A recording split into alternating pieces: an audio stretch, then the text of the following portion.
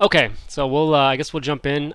You guys are all, for whatever reason, happen to be on Nar Shaddaa and looking to get off that and head to Nar Shaddaa to then travel from there, or whatever else your next thing may be. At this point, you guys just coincidentally all happen to be seeking passage on this one vessel. As I said, you'd come out to the this kind of shady, it's not even a transport dock or anything. And you come upon this pretty rough-looking starship, and barge-like looking vehicle. You see a few other people starting to board, and the who you assume to be the captain of the ship, a Celestin, comes out and says, "Hello, hello, come. I'm Vernerb, owner of the Lost Lady."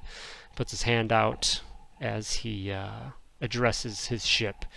Says, "We're going to depart immediately, so please begin to board, but do not worry. This old lady is the sturdiest ship in the system." So first, can I have everyone whisper me? So /W space and then start typing the letter D, and it should bring up my name. And a number between, let me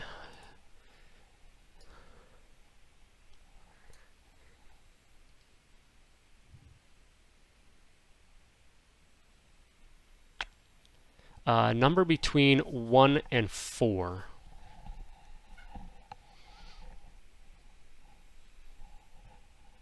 All right. So Vernerb heads on to his ship with you guys behind him. Let me get you over to that panel.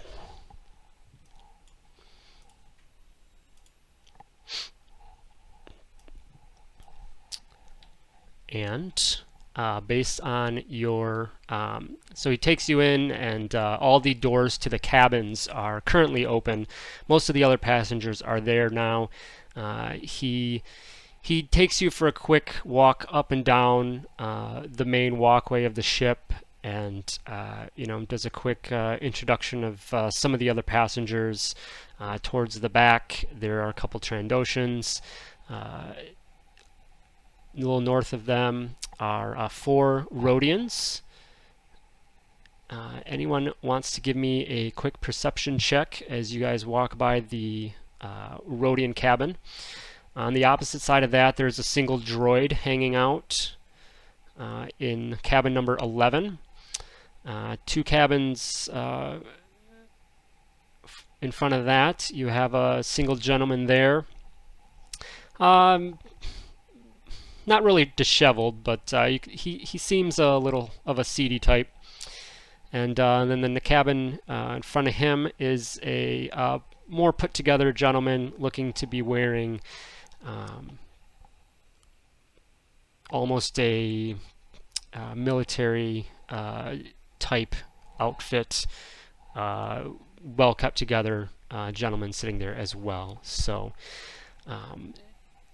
Rix, Dob, and Remy, you guys would notice on your way by that the Rhodians, amongst them all, they had a large cases. There was 2 large, kind of still something you could carry by hand, but pretty large cases that they had with them that caught your eye as you walked by.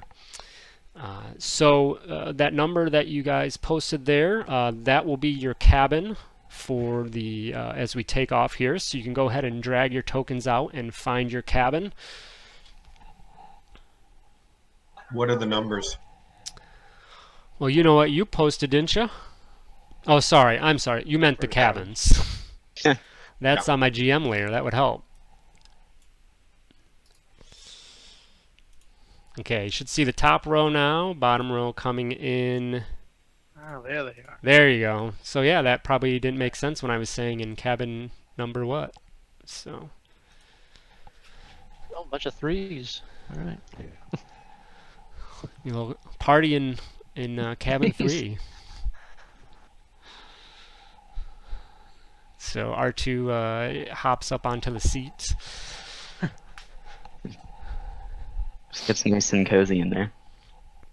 So in cabin 2, there is a male Cathar who walks in, takes a seat in the corner there, and right behind you, Remy, is a human gentleman that walks in and takes a seat as well.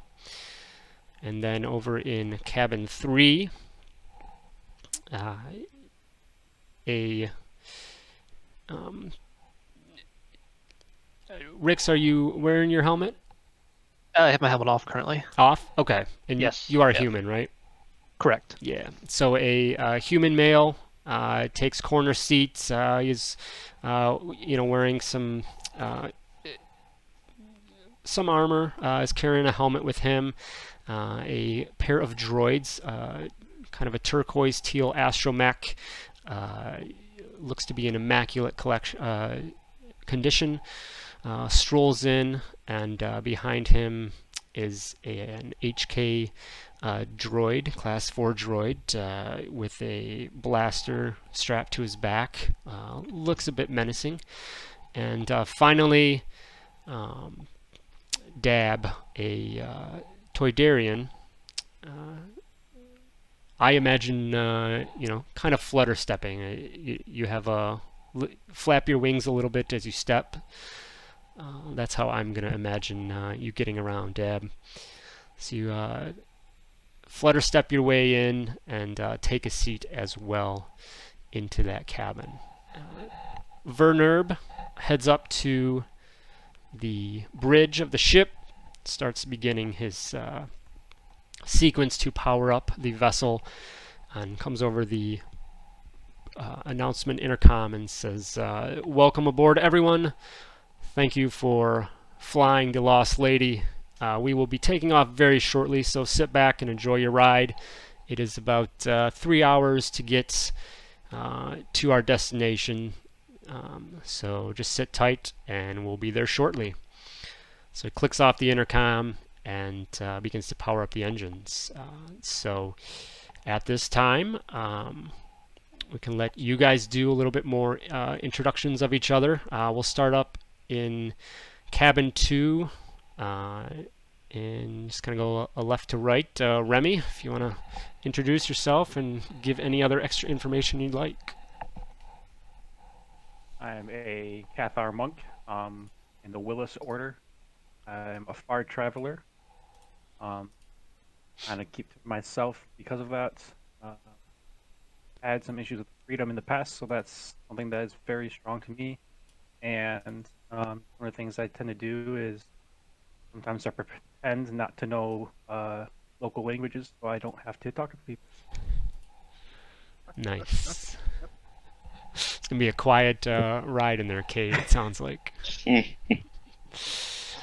It's not a problem. your cabin partner, Cade. Like you said, human. Got a little bit of 5 o'clock shadow going on. Not real well kept in terms of, grooming in terms of like the styling of the hair and everything. Just kind of clothes wrinkly, all folded under some armor. Got a blaster pistol and a lightsaber at his side. Kind of wishing that he could book a better flight. I'd imagine most of the passengers of the Lost Lady do have that thought at one point during their transit. So, all right, welcome. Anything else? looking good. All right. So over at cabin 3, we'll start upper left, R2. Yeah, so R2 R2 is as expected, sort of just beeping over in the direction of the HK droid. There's a big difference in the sort of age, I guess, of the two droids. R2 is very shiny new, and HK is sort of beat up and old.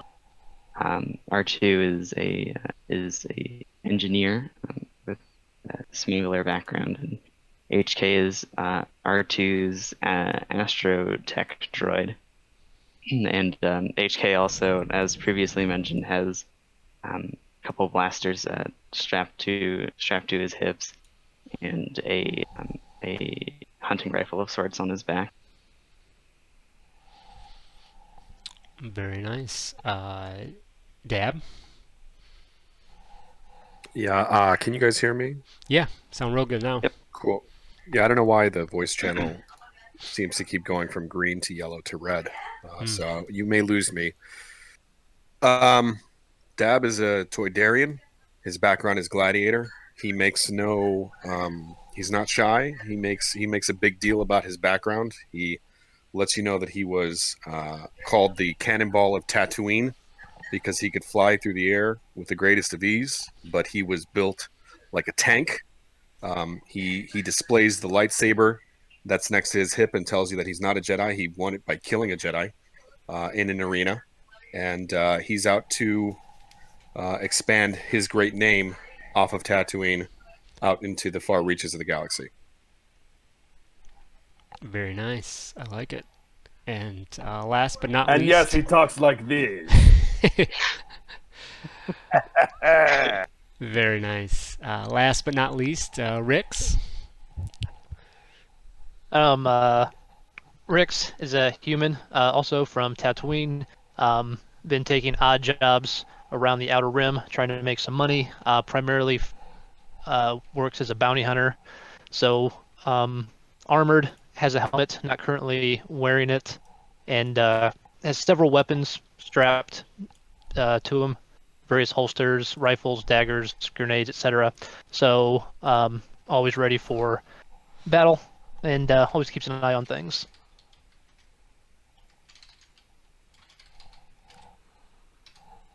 Sorry, just sending you guys an image. That GIF in the overlay looks amazing. Alrighty. Alright, so have all our introductions done. Welcome aboard, guys. As the ship begins to... you can hear the engines wind up, and very shortly it lifts off. That vertical liftoff, and you guys begin your entrance into space.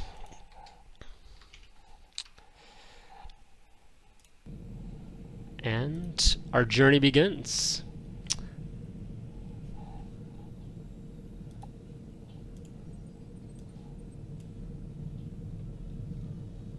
If you guys would like to converse with each other at all, open that up for now.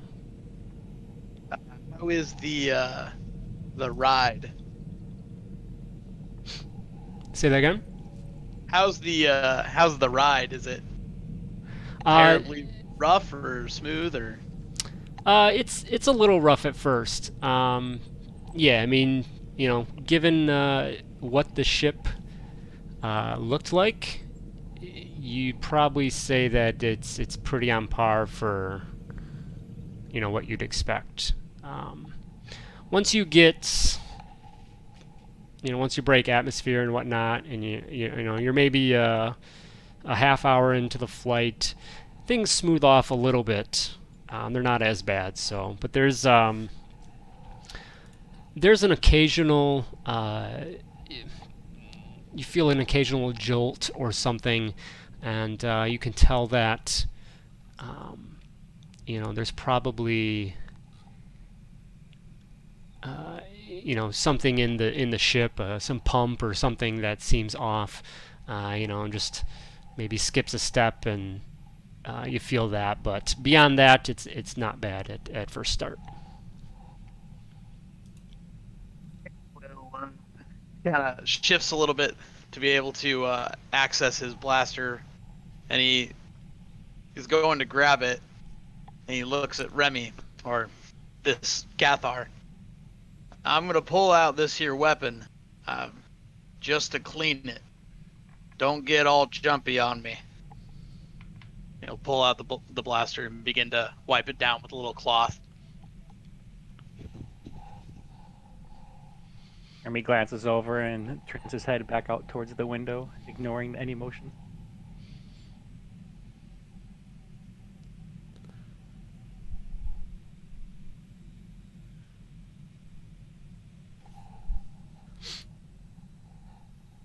Rick's over in cabin 3. We'll give a nod over to the to Darian and say, "Are these your droids?" Are you saying to the Toydarian? Yes. I say no, buddy. I don't know who they are. R2 just starts beeping and whirling, and HK turns to the human in the corner and says,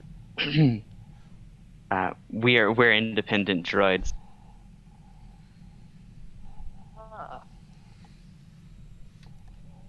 Good for you. I look at Rix and I say, "You want to put some restraining bolts on them and make some money?" And then I look at the droids and I'm like, "Just kidding, just kidding." R2 is just going to sort of do a weird beepy like laugh. And HK is going to relax a little bit.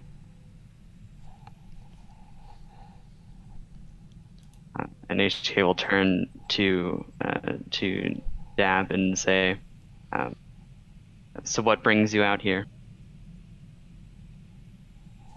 Just trying to make a name for myself, buddy. I'm a big deal on Tatooine, real big. You go to any of the cantinas on any of the mosses, they tell you my exploits. But now I'm trying to take my money and make a big name for myself. Ah, I see. And you? And he turns to Rix.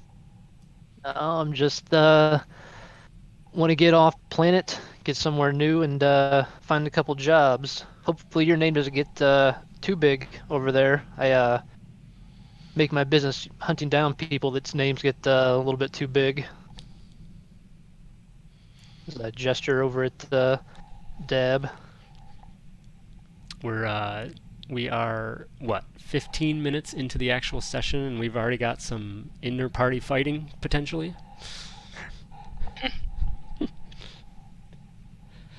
Dab isn't going to fight anybody. Dab is just going to kill people who get in his way. But I look at the droids and I say, "We can all be friends, little guys. What's your story?"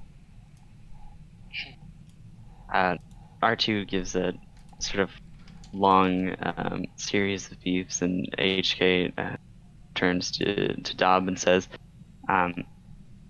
"R2 here has sort of rescued me from some unfortunate situations in Arvla 7, having to do with some Jawas, and now we just run smuggling jobs and whatever comes along." Dab looks over at the little R2 droid and says, "Hey, buddy, I speak binary. I understand everything you say. You can count me as your friend." R2 will just say, I see. Thank you." Unfortunately, I do not, so I don't mind the translation from HK over here. HK is going to give a thumbs up.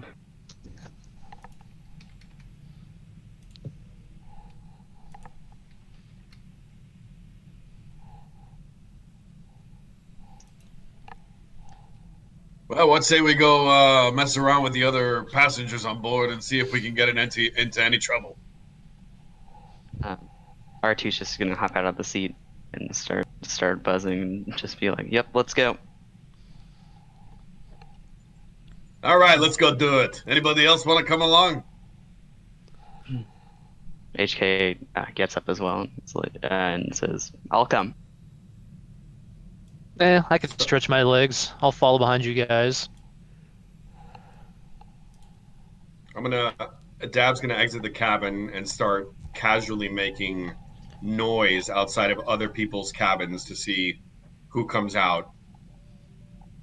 All right, so you step outside. You can feel the slight motion of the ship in space. Something that any of you that have traveled probably often in a starship would be familiar with. The lighting flickers in the hallway. It's something you would fully expect given the state of the ship. The door to the bridge is currently closed. And then obviously the airlock access is closed off there to your north in the middle. And then looking ahead, Dab, down the end, you see the hallway kind of open up, and in the center is looks like a lift tube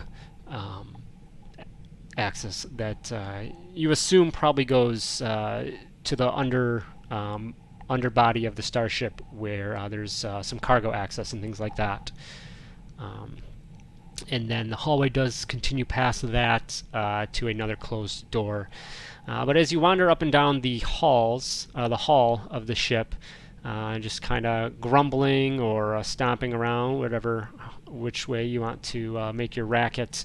For the most part, most of the doors stay closed.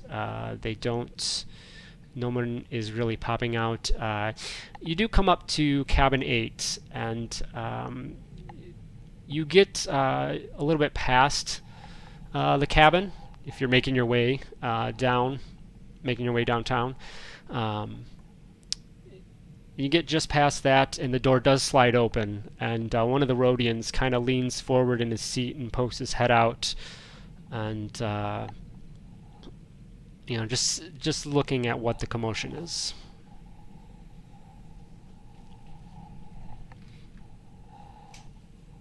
So they're looking at us. One of them just kind of peeked his head out to see what was going on. So I look at him and I go, "Hey, buddy, what's going on?" In Huttese. In Huttese. So he looks at you and kind of furrows his brows in a little bit of confusion and shakes his head a little bit. And you can gather that he doesn't understand what you're saying. I'll try it again in Galactic Basic.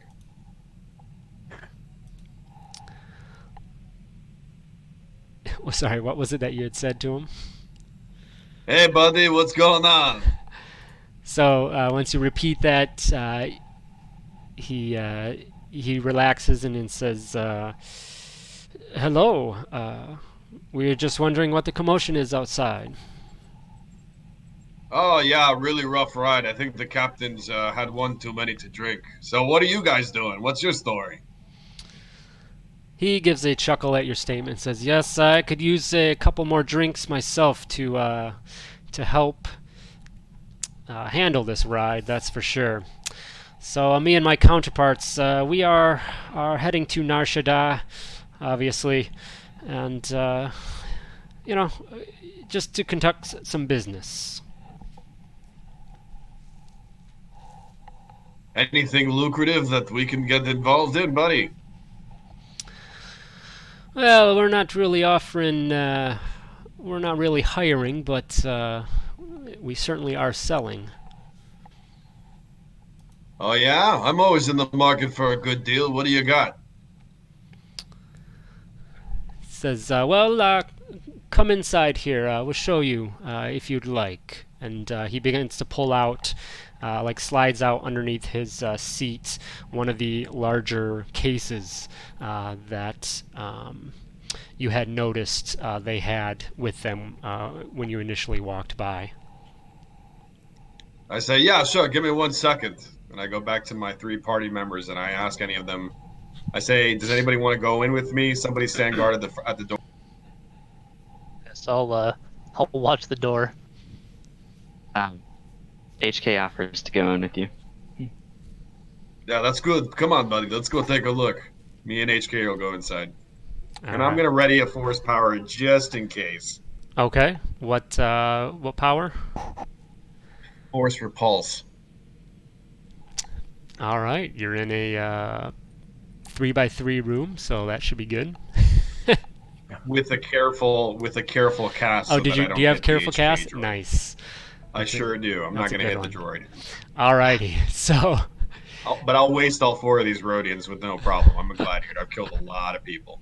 So I say, "What's going on, buddy? How we doing? Show me what you got for sale." you step in, and you know, the 2 Rhodians against the wall. They kind of just keep to themselves. You get the idea that the one to the lower left that it kind of welcomed you in. He's a little bit of the extrovert, or maybe borderline outcast of the group. The other 3 wanted to just kind of keep to themselves. And you might understand why as he begins to unlatch the case, opening up to a bunch of blasters.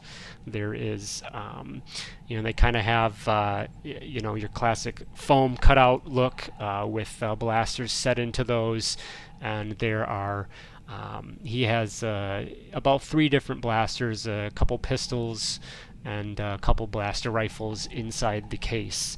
And he says, if you're interested or in need of any, firepower, that is what we're here for. So if you'd like, we can make a deal. Deals are good, buddy. Let's hear it. Well, do you have a preference? Would you like something small, compact, or something a little bit more, juice behind it? I ask HK if HK wants anything specific. HK will whisper back, anything light. Anything light? Yeah. Yeah, anything light. Okay, so that's what I'll say to the Rhodian. What do you have along the light variety? And what do you have along exotic, if anything? Stuff you can't find in the regular markets. So he takes a look at his his items that he has now, and he says, "Well, I can probably handle your first request for sure. I've got either a basic light pistol, or I've got a light slug pistol right now. Either one of those are available. The light pistol, though, this one's has a little something extra." You broke up. A little something extra? Yes. All right. Can we determine what that is, me or HK?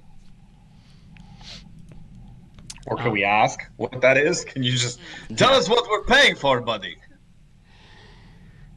Yeah, so he says, yes, if you'd like, you can certainly inspect the merchandise. So he picks up the weapon and holds it out if either of you would like to take a look at that. What do you think, HK?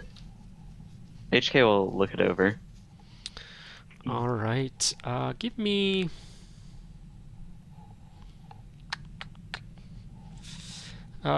give me an investigation or technology check. I'll let you pick. All right. So you look over the weapon, and it, at first glance, just looks like a normal light pistol. and you can tell that you can't tell specifically. It's been modified. You can't, but you can't tell specifically how or in what way.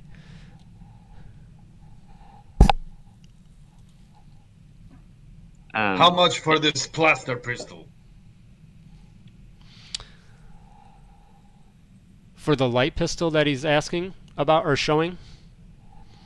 The one that's modified that we can't tell them that. Okay, that yeah, We can't tell the the modification. light pistol, yeah.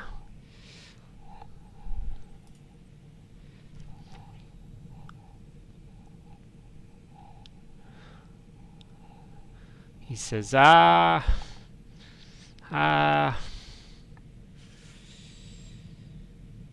credits. That sounds like a good deal, but maybe you could do a little bit better, huh? And as a Toydarian, I have business haggling or business savvy. Okay. If you got that in your features, you want to post that for the people in the back. Expertise on persuasion to haggle. Okay. Are you going to ask for a specific price, or you're just hoping to get him to just come down on it? Yeah, I'm gonna tell him that. I'm gonna say if you could let it go for 400 credits, we can provide you bodyguard service while on this ship. And I kind of say that in a way that's a little uncomfortable.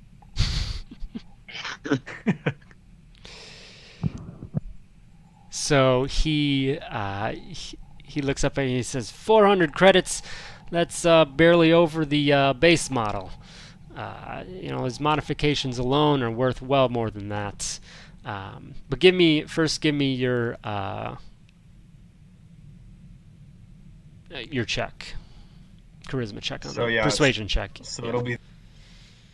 Yeah, I don't have the expertise factored in, so it's this plus 3. All right.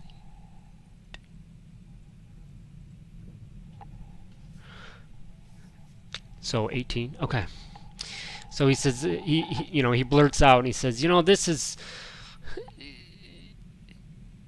400 is barely above the base model here. As I said, these modifications they're definitely worth more than that.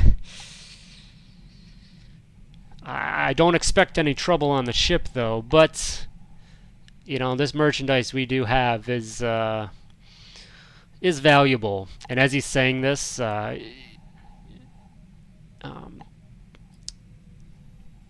you guys notice that HK and Dab in the room. You notice the other Rhodians almost starting to shake their head as this guy's just kind of running his mouth. He says, I would do 500 credits for this. Not a bad deal. Not a bad deal. And I look at HK. HK, do you want this? HK will say, yeah, 500 doesn't sound bad. Excellent. We will certainly do that for you. And he kind of puts out his hand, waiting for the credits as he simultaneously hands the blaster over. HK will take out the credits and hand them.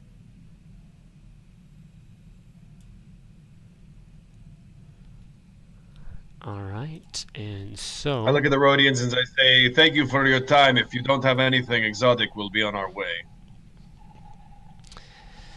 unfortunately, not much beyond that. But maybe we'll stay in touch. Once we get to Nar Shaddaa and we make some more transactions, we may have something that would be more of interest to you. All right. I'll exchange Twitter handles with him or whatever the Star Wars equivalent is, and I'm going to leave. All right. He says, yes, my name is Shek, S-H-E-K, Shek Zimlo.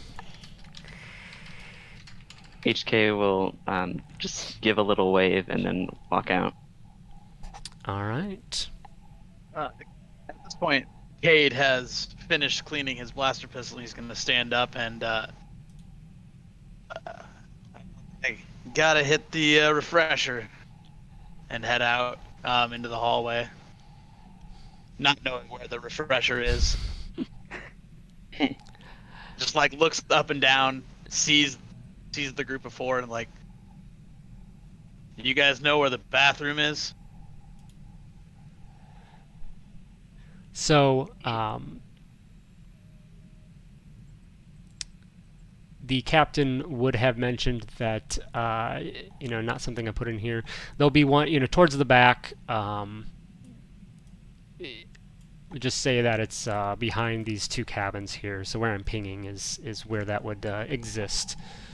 He'll start heading that way, and he'll notice the lightsaber hanging from Dab's belt. Likely. I mean, said you wore it openly, and my passive perception's 15, so not terribly high, but there, and just kind of like see the lightsaber and look at you, look at Dab, and just, I hope you didn't kill anyone I know for that lightsaber. I probably didn't, buddy. It was somebody who thought he was a real Force user, and he wasn't. And anyways, it was in the arenas, and we were mutually consenting to the battle. Sounds like he got what was coming to him then. He'll just That's right. continue And what's on. your name? Oh, my name's Cade. And yours? And you are. I am Dab, and these are my associates, Rix, HK, and R2. Pleasure. Go ahead. Don't let me keep you from the refresher. Sorry. He's gonna head to the refresher and take care of his business, and then come out, I guess. All right. The rest of you guys, are you just going to hang out in the hallway, or heading back to your cabin?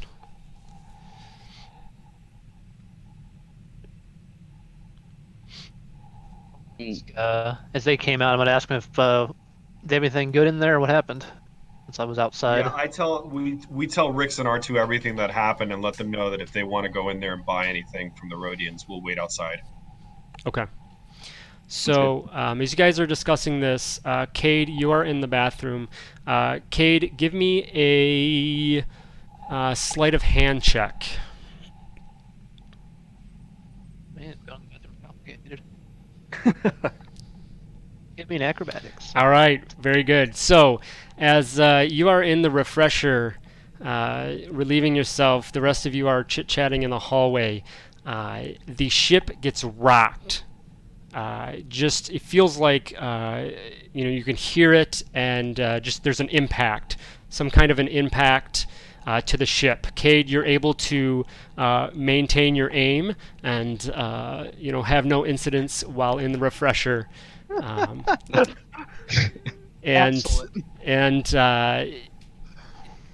as you finish up, step out, the rest of you are kind of wondering what's going on. You hear over the speaker, over the hum of the ship, there's another impact, and the Lost Lady heaves again, and then the voice of Nerb comes over. We're under fire. They're crazy. They're criffin' crazy. If anybody can run a gun, could use some help on the turbo laser.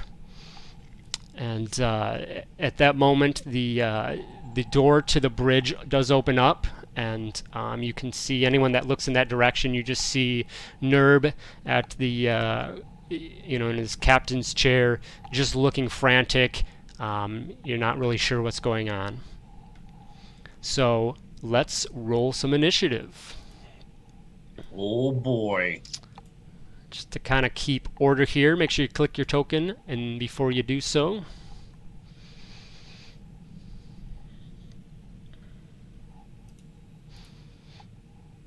Alert feet. Dang it. Oh, no, I was on it. anyone misfire? All good? Some good rolls. Adding my proficiency bonus to mine now, which is nice. Yeah, that's huge.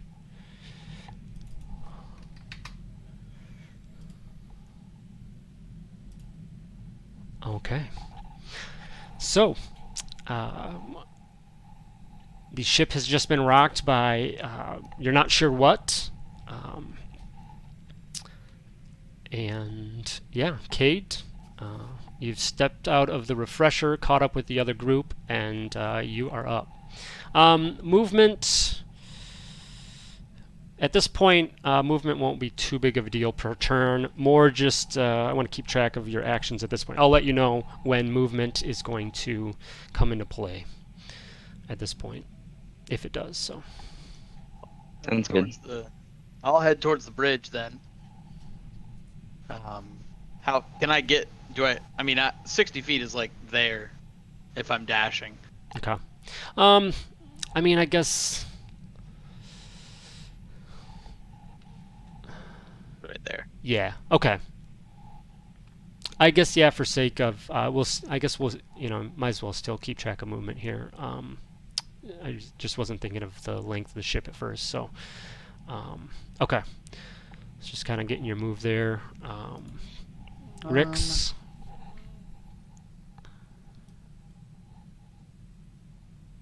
I'm gonna attempt as far as I can as well.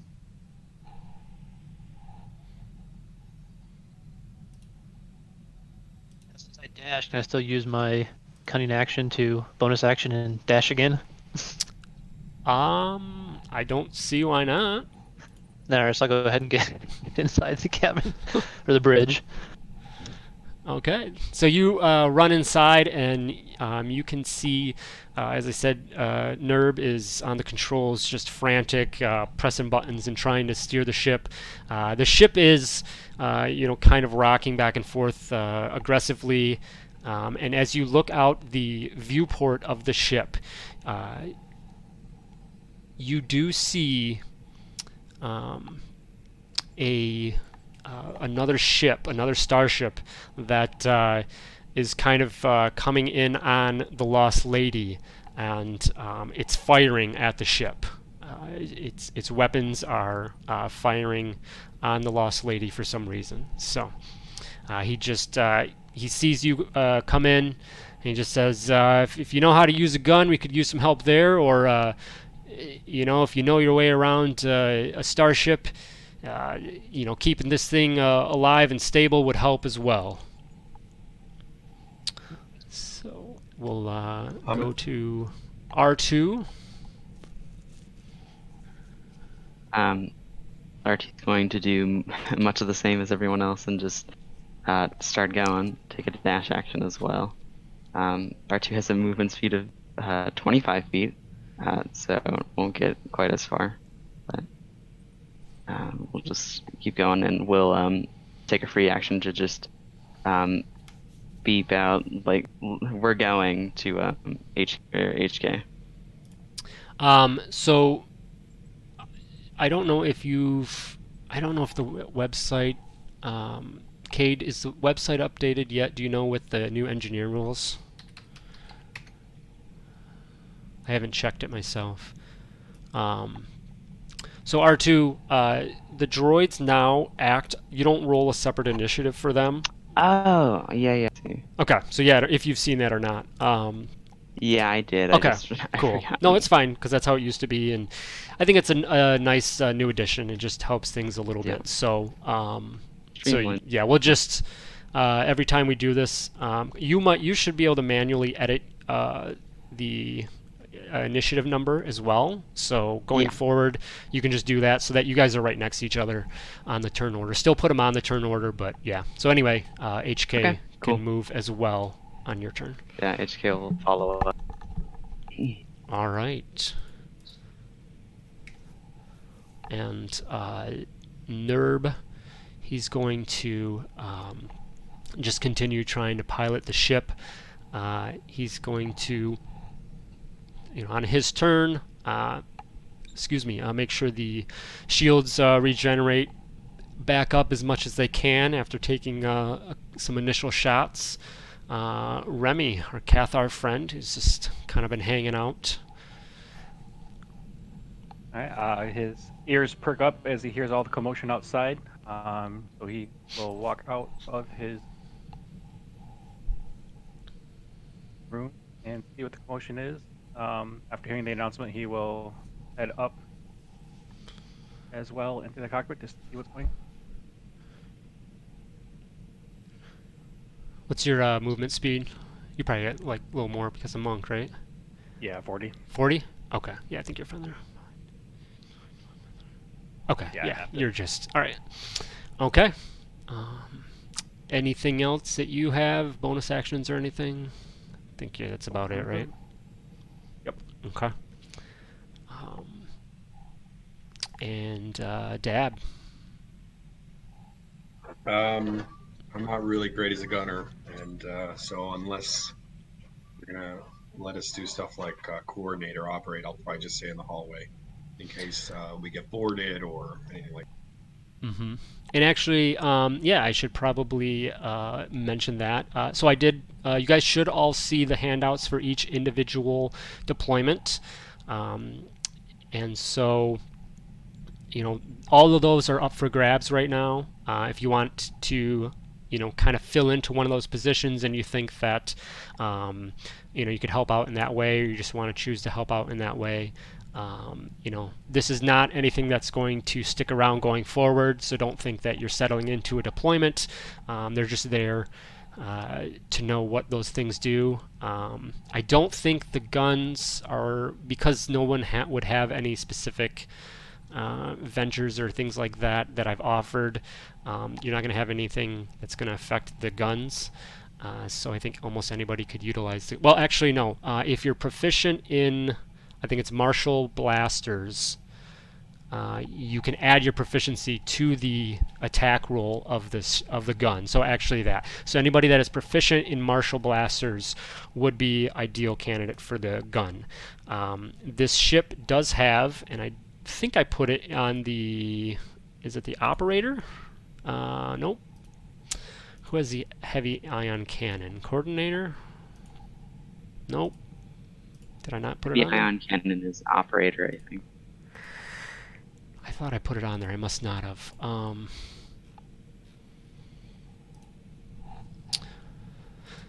So let me get that info. The heavy ion cannon, that allows... I think you're right. It is the operator, and it basically causes the other ship to make a save. Sorry.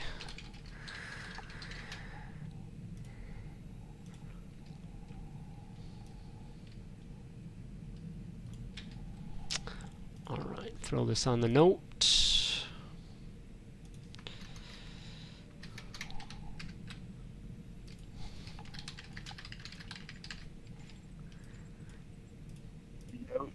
All right, so It that is says- available. What's up? It says if you're proficient with any martial weapons, you are considered proficient with a ship's weapons. Okay, any martial. So Yeah. So interpreted, if you're proficient with one martial weapon, you'd be good to go then, right? That'd be your interpretation as well. The intention, at least, I think. Yeah. Okay. So yeah, that's fine. All right. So, with that being said, Dab, was there anything else? Any changes to what you wanted to do other than movement or just anything?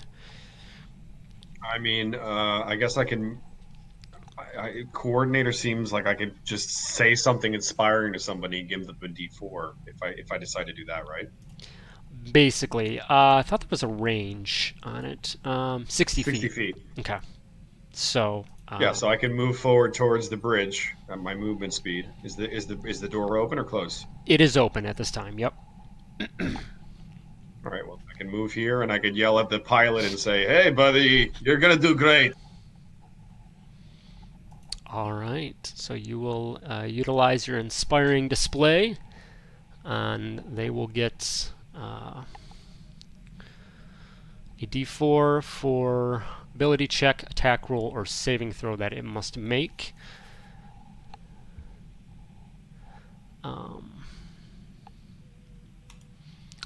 All right.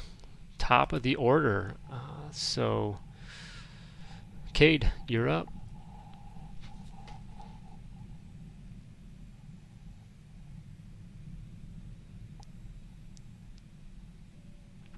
Remy, you would definitely get a visual on the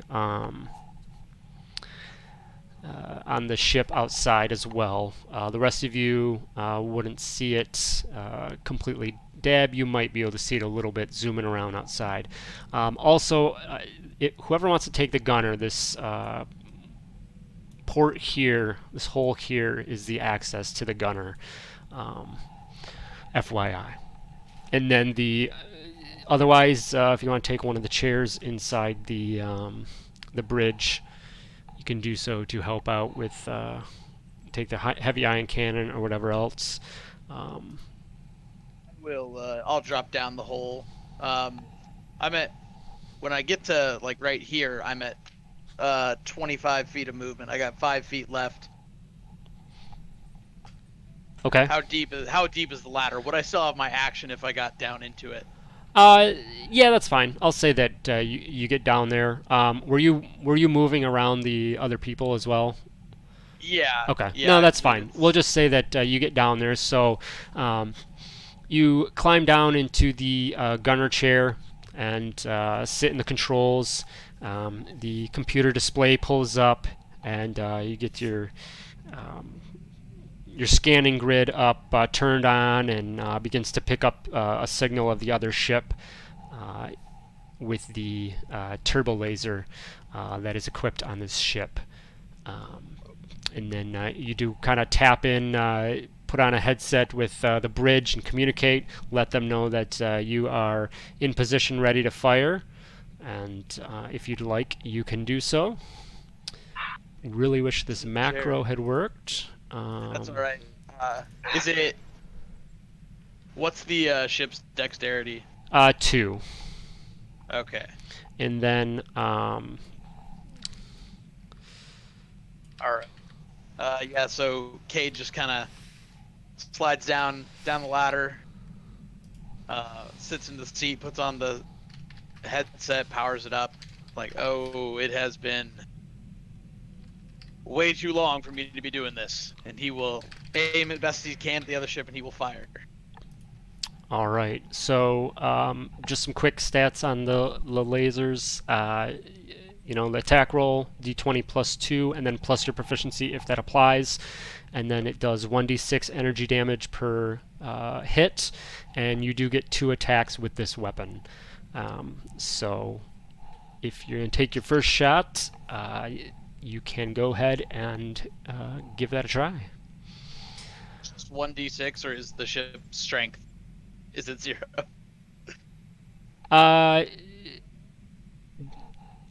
You do have the strength, isn't it? So then Yeah, the I think so. strength is... I gotta pull those up, I think. The other ship is... this ship is a +3, actually. Dang, alright. So, yeah. And the ship's strength modifier, yep. I didn't have that in there yet. So, that will 18. hit, though. Alright. I gotta pull up the stats on that guy.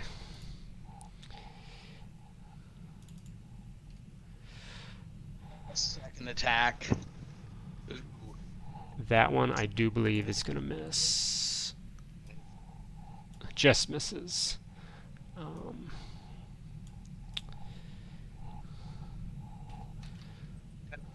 For 2, pretty good. The first one was 9. Okay. Yeah.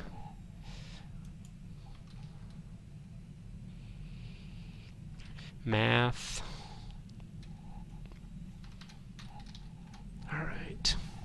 So you blast off a couple shots, and your first one goes out, and in your headset, you just hear the Celestin just yell out, "Nice shot!" Definitely, that one hit him. And then you fire off your second one. Says, looks like the second one went wide. You sure you know what you're doing down there?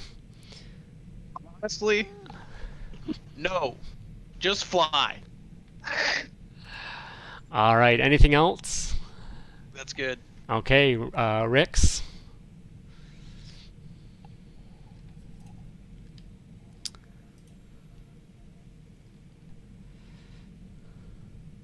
It'd help if I didn't mute myself. So what spots are still open? Basically anything but gunner is available. Well, I think Dab Operator. kind of Yeah, did you take? Would you take Dab coordinator or was it?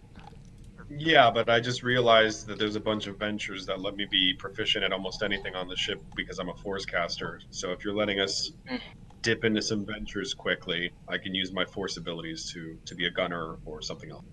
Okay. Um, I'd say just for this, it was just going with the basic, just for ease of use in this situation. Definitely down the road as we explore the other, get more into the deployment things, we'll open that up. So. Well, I haven't claimed coordinator. I just used a coordinator ability. So Mhm. if anybody else wants coordinator, go for it. Yeah, I mean that's certainly you could do that as well. So. I definitely like mechanic. I mean, he's piloting, I guess. Our buddy here, Veer. I don't know if he needs co-pilot assistance. Okay. So yeah, so you can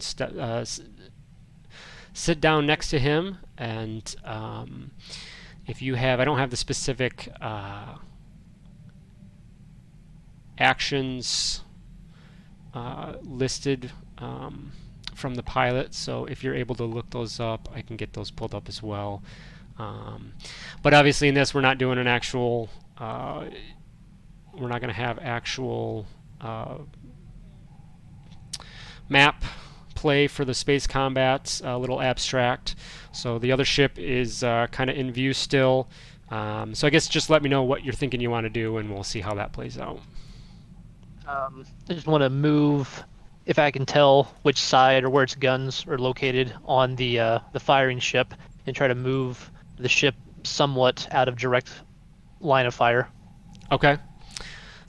So I mean, it's got two front-facing lasers, and it looks like it's came in from call it like the northwest, and it's on a diagonal crossing past you, and looks like it's probably going to start making a loop around to come back.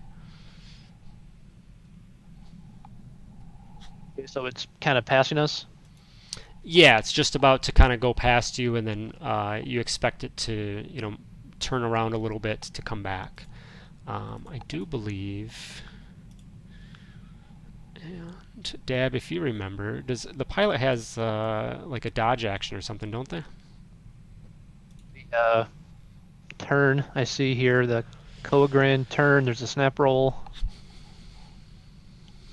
Oh yeah, your gambits. Or the tactics, yeah. Yeah. Action, I think is what you're talking about. What's that? Are you talking about the evade? Yes, action? evade action. That's That's what second rank I see yeah. here.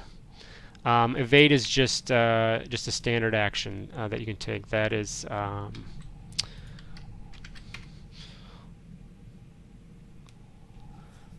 So you could do that as well, which would affect when they make an attack.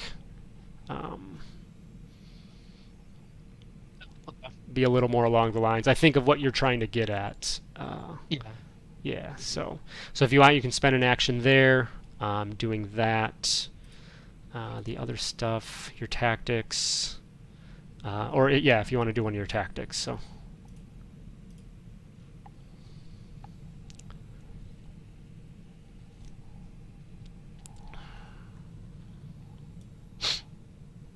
Yeah. Can I just use the attack pattern tactic? That will give advantage to the next attack from our ship. Sure thing. Attack pattern. Delta. Okay. So that is your one of your die. I think everyone gets two dice from their features basically. Oh, and you do so just remember when that attack goes off, you can roll that die, which I believe is a D4, and then you can add that to was that the attack or damage? Did it say? Just closed it. The Damage roll. damage. Okay, nice. All right. R2. would I be able to figure out where a mechanic's sort of services might be needed on the ship? Yeah, so there is a Nerb would have mentioned that at the back of the ship is an engineering room, Okay. and so that would be probably a good spot that you could go check out and help do your mechanic things. Cool. So HK and R2 are just gonna turn right around, and start. I will give you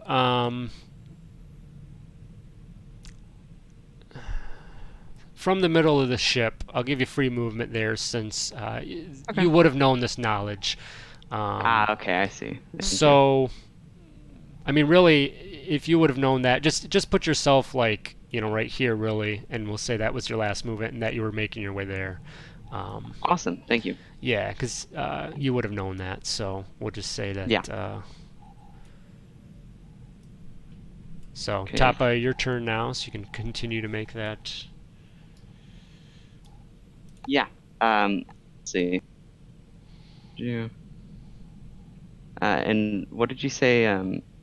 This was right here, just out of curiosity. It is a lift tube. Okay, and yeah, the door's closed on it. There's definitely nothing above the ship, so you just you assume that it goes down. Cool. We're going to make our way in, and I am. And what are some of the things sort of going on around? All right, so you head up to the door. The door is actually locked, though, as you get there. Okay. Can I try and open that? Yes. So it has a there's a little touchpad on the side to open it up, and you try that. It doesn't open. So if you have either a slicer's kit, you can use that, or just a technology roll. Yeah, I have a slicer's kit. Okay. And give me your choice on that. Probably sure intelligence is your highest. Yeah, I'll go with intelligence. All right, so it takes you no time at all. You slip into that the control pad for the door, and it opens up right away. And your audio sensors, pick up the now much louder noise of the engines here, so close proximity to them. You just see a couple computer consoles, some storage. Couple looks like random parts on the floor, and then just some mechanical aspects of the ship and the engine. Two main reactors for the engines, and other than that, just kind of a dirty, dusty room. Awesome. I think that's it for me. I took my action.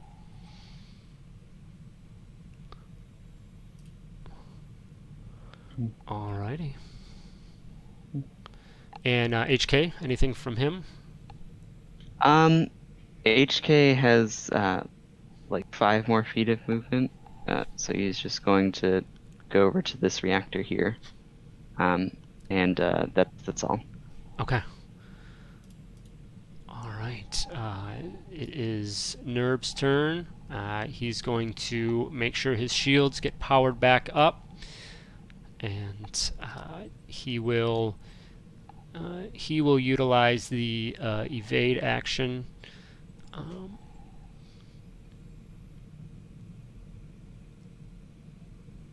So he's going to, let's see, intelligence check, and then with that from Dab, D4, right? If you want to roll that.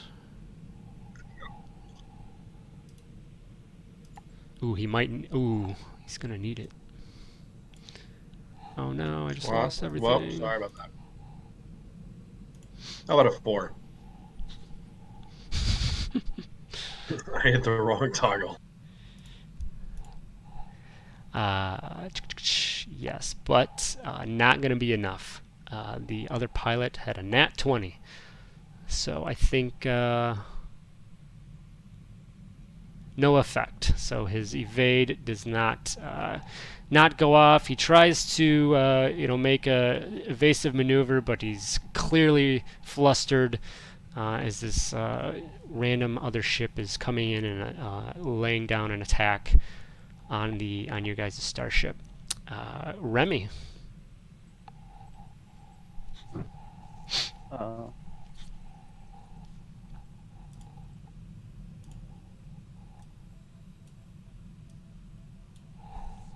No.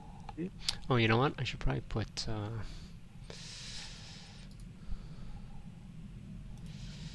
this other guy in the order.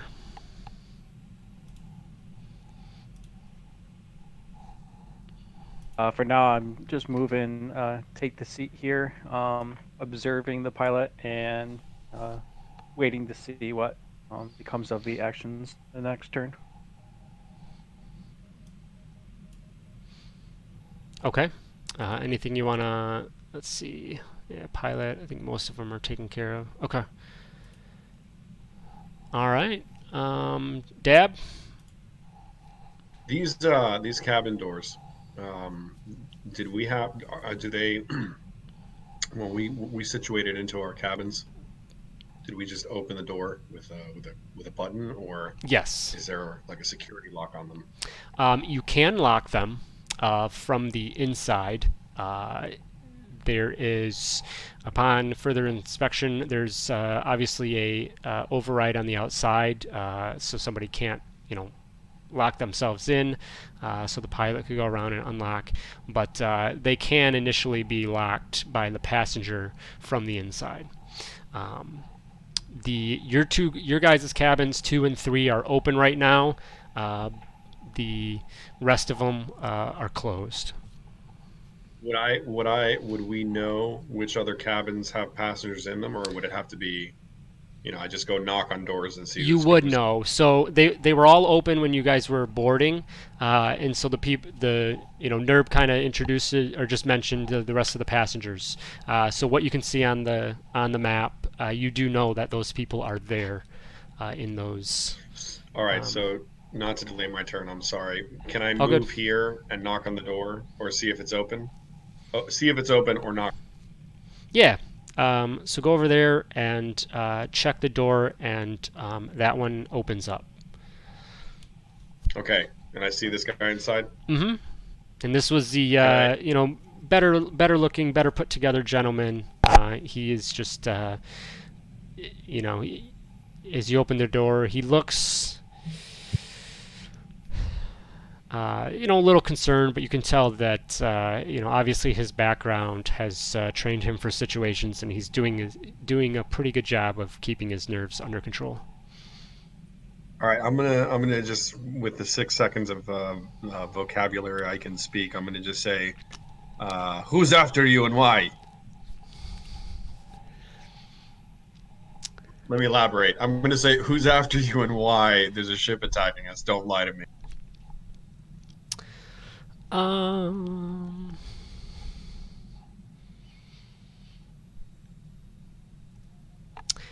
Give me an intimidation check for that.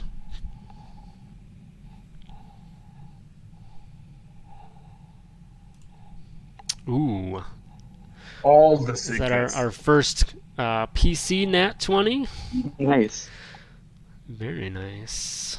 A little bit better rolls than I had the other night in my other games. So I think 2 weeks ago we had 9 nat 1s. It was, which I guess over a whole evening, but it added up. It was pretty rough. So you bust into this room and just point your finger, kind of accusing this gentleman, and he looks at you. You see, at first he was pretty calm and collected under the situation, and as you come in and barking at him, he turns, and at first he's just his face is just red in anger, like, who the hell do you think you are? And then for some reason your presence just kind of puts him in his place, and he says, he just replies and says, I don't know what you're talking about. Clearly, yes, we are under attack, but no one is after me. I am cabin number 5. And he says, I'm Scarak Das. I'm on my way to rejoin my crew on Nar Shaddaa. But surely there's no one after me. Okay, carry on. And I close this door and I have my turn. So what you don't see as you turn away is he just is like, what the criff was that? And all right. So the ship that is attacking you, they come up, and they're going to find their thing without closing all my damn windows. They're going to go ahead and try and regen.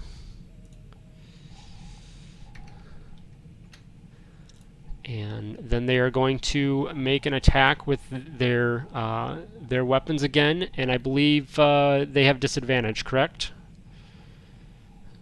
No, we get advantage. If you're Okay, talking that's about what that was your thing. Okay, so the evade didn't work. So the ship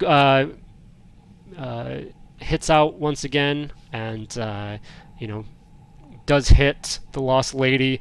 Everyone, you hear and feel the impact, a slight rock on the ship, and the captain, the pilot, just is almost squealing in his seat in frustration. He says, "Come on, baby, please hold together. Please hold together." He's just talking to himself over and over again, and he says, he just gets on the comm, so R2, you would hear this. He just says, we could use some juice to those shields. And that is their turn, top of the order. So at this time,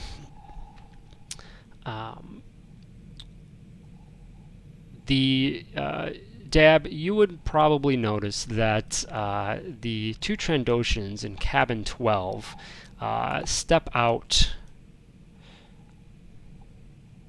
of their cabin, and they start slowly walking down the hallway. And they're kind of intently looking at each cabin. Very, very intently as they walk up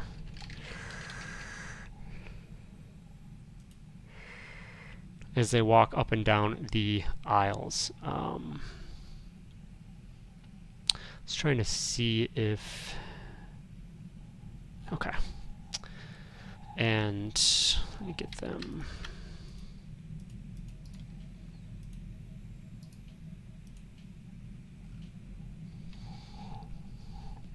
Too many windows, I need more monitors.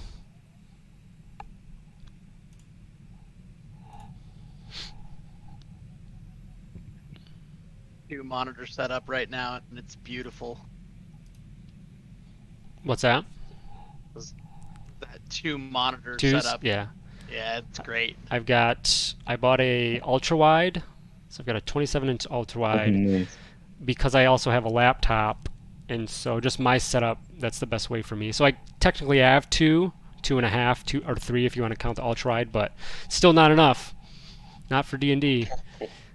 All right, I've got Beefy Boy is going to be at a 4.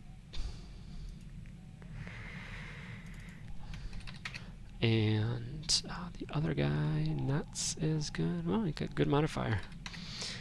All right, let me resort these. Okay, so Dab, as you turn, close the door, turn, and you feel that impact of that next shot from the other ship. You do, if you turn your gaze towards the hall, you hear a cabin door open, and you see 2 Trandoshans step out.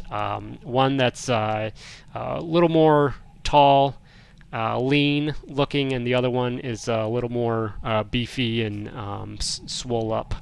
But they definitely look like a pair. They give me an insight check, Dam. Coming up.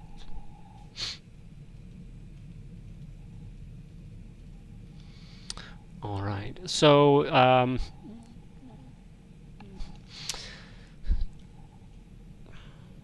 you just see that you're walking down the aisle, and as I had said before, they're pretty intently looking, at each cabin as they kind of walk by. What those intentions are, you don't get a great read on.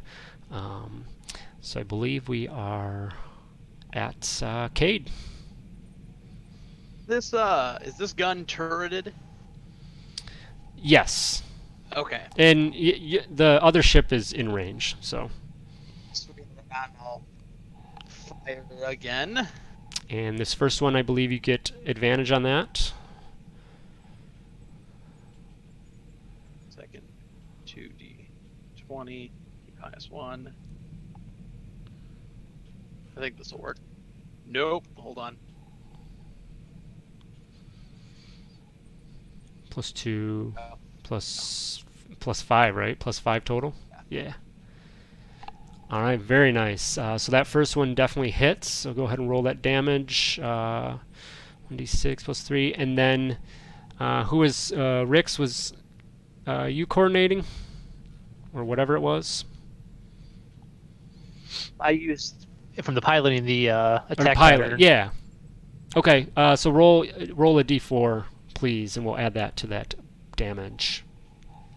All right, 10 points. So first shot goes off. It does make a good hit on that ship. And Cade, you have one more shot if you'd like. All right, that one's going to hit, so roll some more damage. All right, 2 good shots. On the comms and yell at. Oh, what's the pilot's name? Nerb is the last. Vernurb, VIR. NRB. Up for you, Captain. What's that? Is that good enough for you, Captain? You just hear him just blasting through your earpiece. He says, "Absolutely, kid. Wonderful. Keep it coming." And Rix, you are up. Right.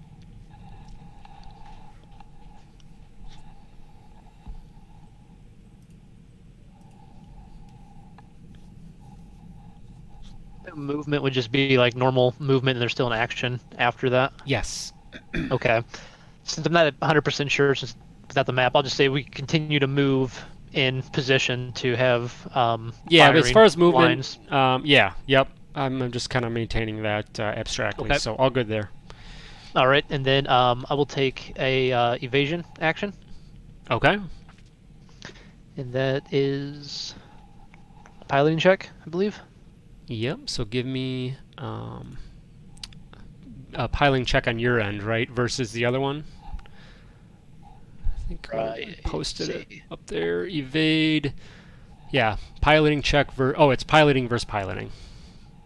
So, okay. So yeah, go ahead, give me yours.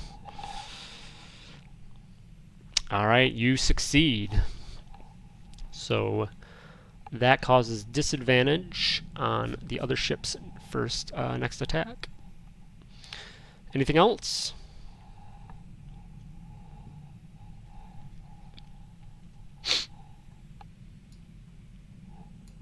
Anything else, Rix? No? Okay. No, I'll save my tactical die. All right. Our droids. All right. So R2 is going to look around for a way to give some more juice to the shields, and we'll try to do that. However that would be done. Okay. So within your mechanic deployment options, you have one of your, I forget what it's called, but you can boost the, is it system boost? Yeah, system Yeah, so you can do that if you'd like towards the shields. I think you can to the shields, if I remember. Yeah, it's a D4 to shield. Okay, and I think you multiply that by something, correct? It says it just says D4 as far as I can see on the sheet. Let me check here. I thought, I know the speed one, the engines one is, maybe it's the shields doesn't. Yeah, the engines one you multiply it by 50. Okay, so it just immediately regenerate by the die. Okay, all right. Yeah, cool. So go for that, and but you have your resourceful whatever it's called, so you can go ahead and re-roll that, and then take the higher of either. Wow. Alrighty. I think I'll go for 1. Yeah, that was pretty consistent. Yeah. So Can't fault me for that. The ship's a little bit unfamiliar to you. It's obviously not in the best condition, so you struggle with initially finding, opening up the faucet as much as you could to get some power back to the shields. So you do set that up, and a brief moment after that, Nerb comes over the comm and says, well, that was something, but we could certainly use some more. Anything else from you? And then HK can do anything if they'd like. Yeah, so R2 is going to sort of move over to this northern reactor over here. And then we'll, I guess, can I like ready the patch action? From who? From R2. You've already used your action. I believe that was a bonus action. Oh, is the system boost bonus? Yeah, as a bonus action on each of your turns. Yeah. Yeah. So,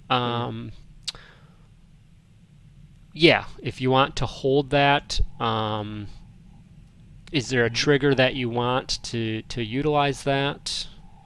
Yeah, just any if there's any immediate damage to the reactor that I'm next to, or whatever else. Okay, all right. Yeah. And then anything from HK? HK is going to recognize that RT sort of has it under control.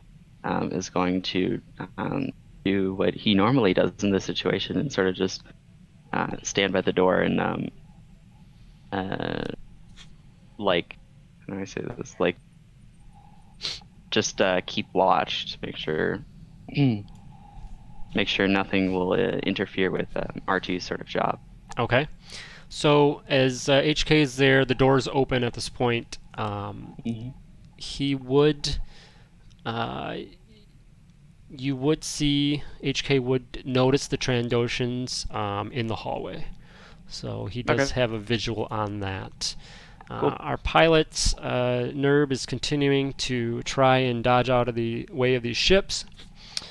And then one of our new passenger Trandoshans, he is going to move further up.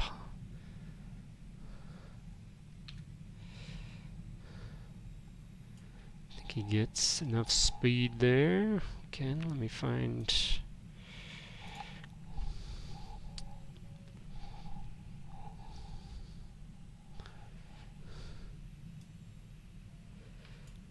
So he's almost gets there. Remy, you're up.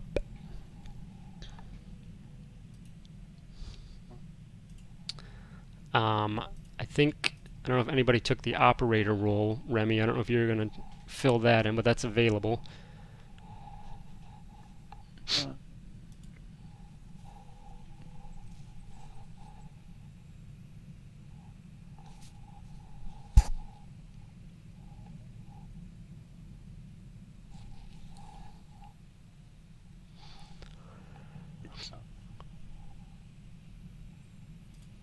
We know with the Trandoshans, you said they're just moving up the cabins at this point. They haven't done anything.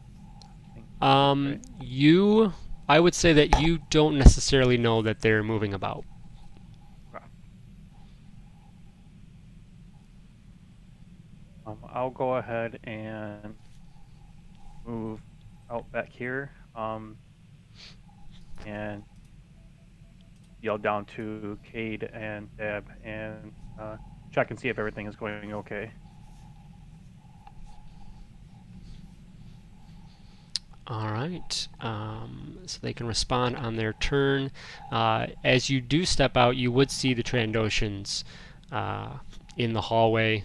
Dab also in the hallway. Looks like he had just, was just near one of the other cabins. Is that your turn? Yes. Yep. All right. The other Trandoshan, he is going to get up to this door, and he's going to try and open up the door, but it's locked. And he kind of pounds his fist on the door, first in frustration that it's locked, and then he just starts pounding purposely on the door as if he's aggressively knocking. And he just yells out in his lizard-like lisp, "I know you're in there! Get out here now!" And he just keeps initially pounding on the door right now. Dab, you're up. I'm going to say to Remy, watch my back. And I'm going to look at the Trandoshans and say, buddy, we're in the middle of a space battle. You guys need to go back to your cabin. And wait to see if they say anything back to me. Okay, you can give me a persuasion check if you'd like. Sure. All right, we'll see what happens. Top of the order. Oh, wait, but I was going to, that's just like Oh, a sorry. free action. I still Yep. want Go to ahead. do stuff. Yeah, sorry, go ahead. So I want to hidden force. I'll burn a hidden force point for them not to see me cast Hex. Okay. And I'm going to cast Hex on both of them, burning another force point to do twin spell. You said you're doing Hex? Yeah. Okay. So me.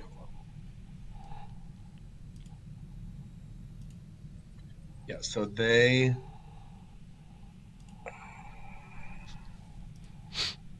So, I think it's an auto hit, right? Hex, curse an opponent till power ends. Extra if the target. Yeah, like it automatically affects him. You're saying? Yeah, because even the spell description doesn't say that there's a roll. So you just need to choose. You need to choose an ability that they're going to be affected by. Constitution. Constitution. Okay, on both of them. Yeah, I'm gonna affect their Constitution. They do get to roll against the hidden force to see if they expect that I casted the force on them if they're looking at me. Do you have that to post? I can look it up too, though. Yeah. That's a counselor thing, isn't it? Can't search for They it. They roll investigation checks against my DC of 16.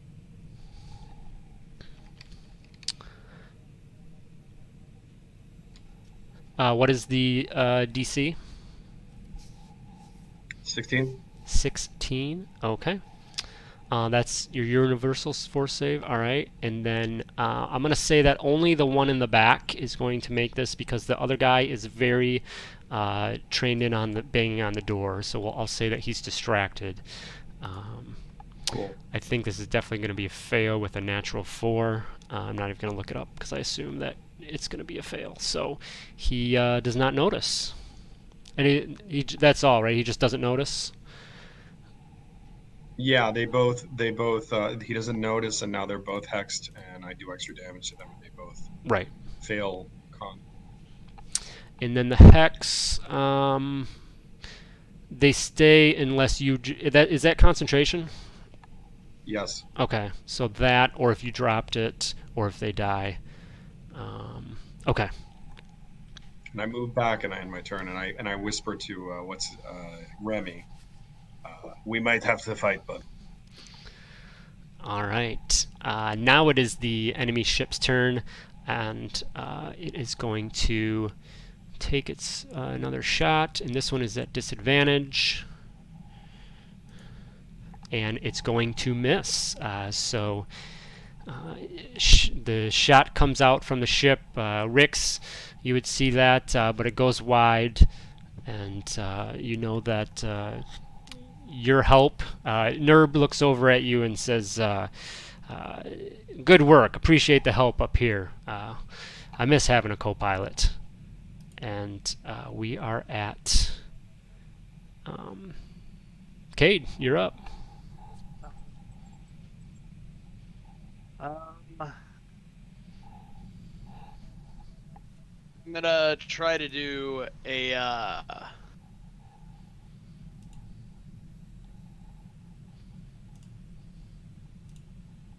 oh, it's gone now. I try to do a crippling shot gambit. Okay. So I have to hit first. That will hit. It's got to. Its flying speed is reduced by. Oh, that's not what I thought it was. No, I meant to say disabling shot. Okay. What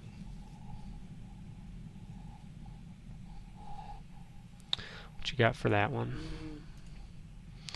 Looking it up as well. That's actually the. No, I meant.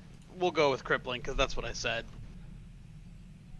No, it's fine. You can change that because movement doesn't really matter right now. So pick something else that's gonna do something. Okay. All right. Well, then, I mean, yeah, disabling shot then. Which, so, I mean, it already hit. Okay. And that just causes the other ship to have Has- disadvantage, right? Yeah, on the Okay. next ability check or attack roll it makes before the end of my next turn. All right. I'm gonna roll damage for that shot, and then I will roll to hit again. Damage was 8, and then that second one does hit. Another 8. All right. Some good damage rolls. Feeling lucky. All right. That it? That will be all. Yep. All right. Rix. For my action, I will take evade again. Okay. Yes, that will succeed. So we got disadvantage again. And then as a bonus action, I'm going to use another tactical die for target acquired, which gives us advantage on the next attack roll. Okay. And that'll be it. All right. Our droids. HK. Alright, we're going to try and shield boost again. Okay.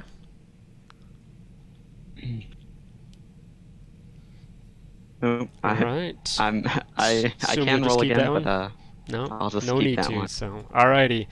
So Nerb yells out. He's like, "That's more like it."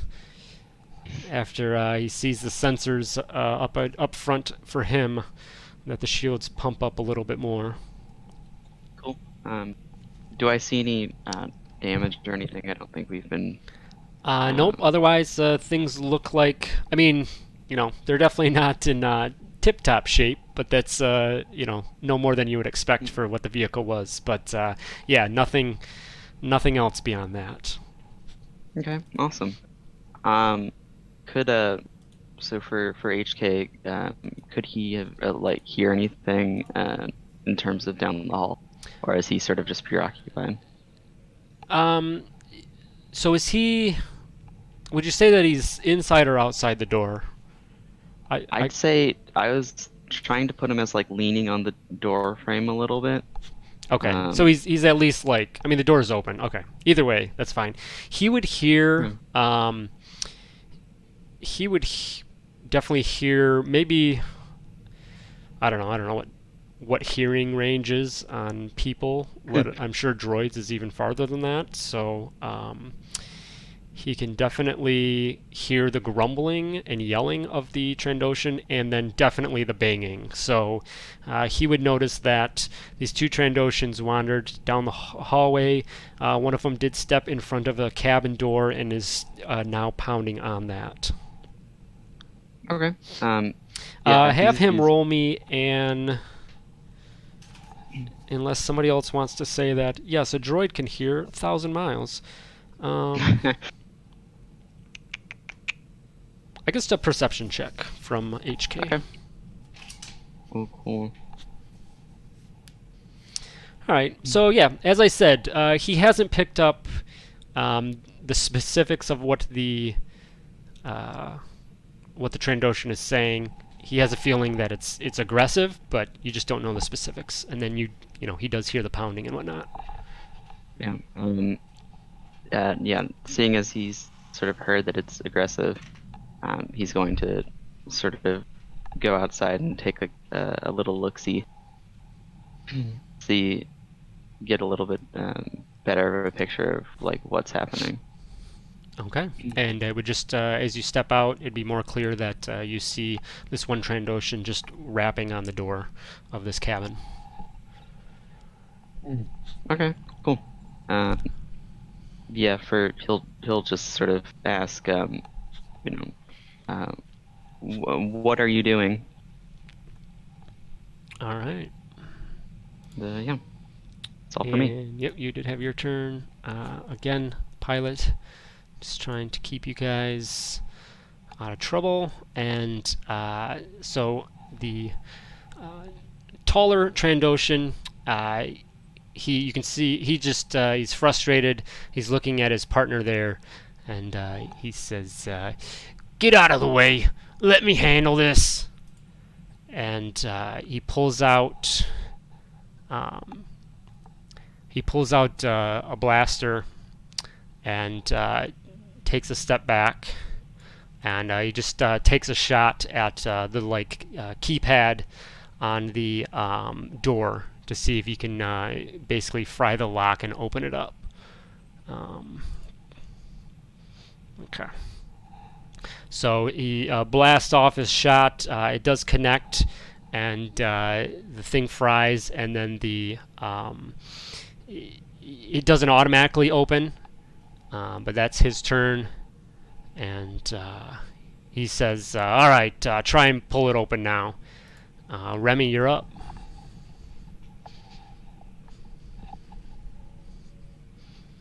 All right, I'll move a little bit more towards them just to see if I can get a better idea of what's going on and exactly what their intentions are. So you clearly would have, seen and heard the shot. They're just aggressively trying to get into this room.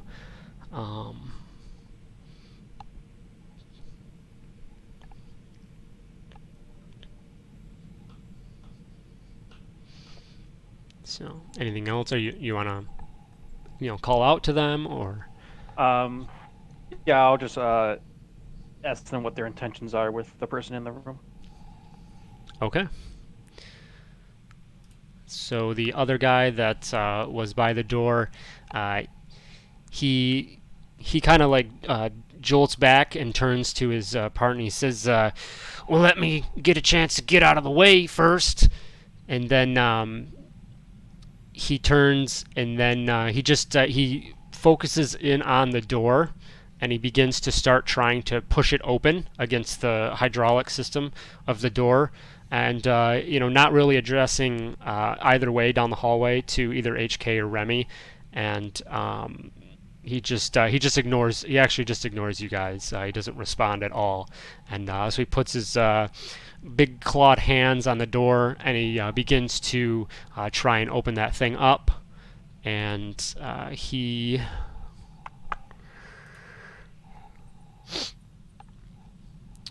begins to pry it open. He's fighting against the hydraulics that are still kind of there on the door, but he's beginning to get it opened up. And then that is his turn. Dab, you are up. Yeah, I've seen enough, and the fact that they're shooting in a ship, a passenger ship, and being hostile towards one of the passengers, I could care less what their motive is. I'm going to cast Force Choke on with its wind power. All right. And since they're both hexed, they both get disadvantage on their con saves.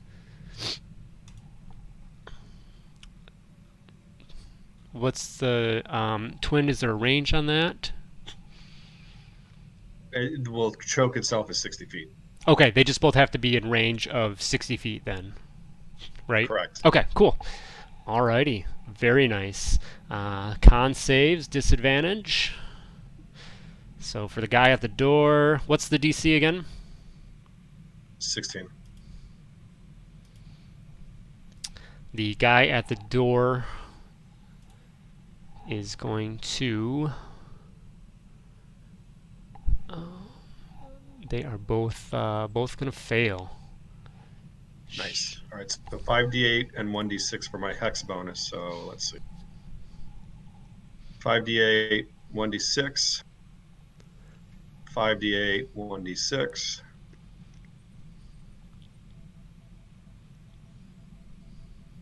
So 26 to the first one, 31 to the second one, and they're both restrained. And I'm gonna use my bonus action here to move both of them back 5 feet.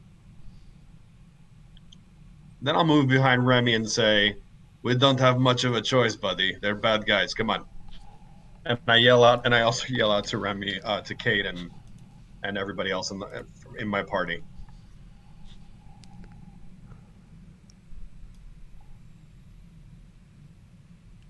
Ability checks, really? I thought that saves would have been part of that too, but... Alright. Good call, Cade. Going forward, we'll probably consider that, but I'm fine. Yeah, so... It's just a whisper to you, though. I didn't know if you wanted me to say it. No, that's fine. So... Yeah, Hex. Go ahead. Yeah, Deb, Cade was pointing out that Hex applies to ability checks, not saving throws, which is seems odd. So, Sure. Future reference, I'll let this one go. So I just kind of assumed it would have applied as well, because my brother in another game uses that all the time, and so anyway. Your game, buddy. All good. We'll let the first one's free. So the first guy at the door, he's going to take that 26 damage. And the top guy, the other one is nice, 31.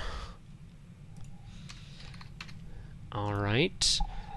And so, Dab, you reach out, or not, just mentally towards the two Trandoshans, and the one at the door, he's pulling it, and then his shoulders kind of clench up towards his neck, and his arms kind of drop, and you can see his mouth reach up as he begins to gasp for air. And then about the same instant, the taller one almost does the same thing, and you can see Remy, you look down and you just see them almost, I mean, these are big Trandoshans, but they are almost getting lifted off the ground. And then eventually it stops and they go down grasping their necks, wheezing and hissing in that lizard-like voice that they have. And they both, as they touch down, they both turn towards the front of the ship, looking in your direction, Dab. Sorry, I missed. You had your movement. You mentioned to the other two. Was there something else that you did? Just a question. Are they restrained? It Is that part of choke? Yeah, if they fail to save, they're restrained. Then yes, because they did fail it. So Okay. All right, yeah. I'm just making sure. Yeah, and then Okay. I yelled out to Remy and the rest of the group.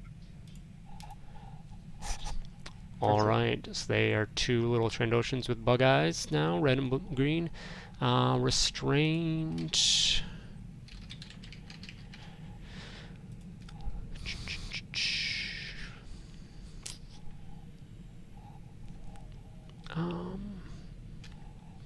Is choke concentration? No.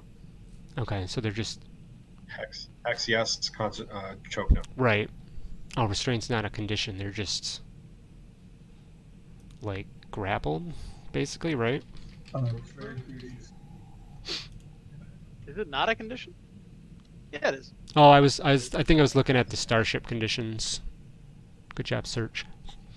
Okay, speed is 0, and attack rolls have disadvantage on them. Their attacks are disadvantage and disadvantage on dex saving throws. So, all right. Oh yeah, I had said I had moved them both back 5 feet. Sorry, Okay, as my bonus action. that is fine. Just like that way. That Yes, sir. back. Thank you. Aft, right? I was learning my ship terminology when I was building this thing. I think aft is towards the back. Yep. All right. So almost top of the order of the starship. So it's taken a couple shots, taken a beating, and Nerb and then Rix, you would notice, and then Cade in your sensors, that it actually takes off and disappears. So for the time being, it seems that the threat from the outside has gone away. So we'll come to you, Cade. There is no longer a threat there. I will climb out of the little gun well Okay. and seeing Dab, choking these guys. Like,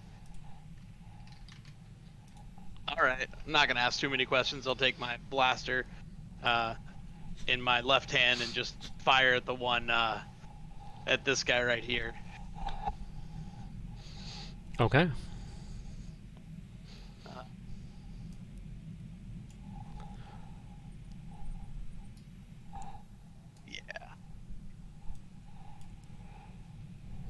The one to the north, Yeah, does that have advantage because they're restrained? starboard side.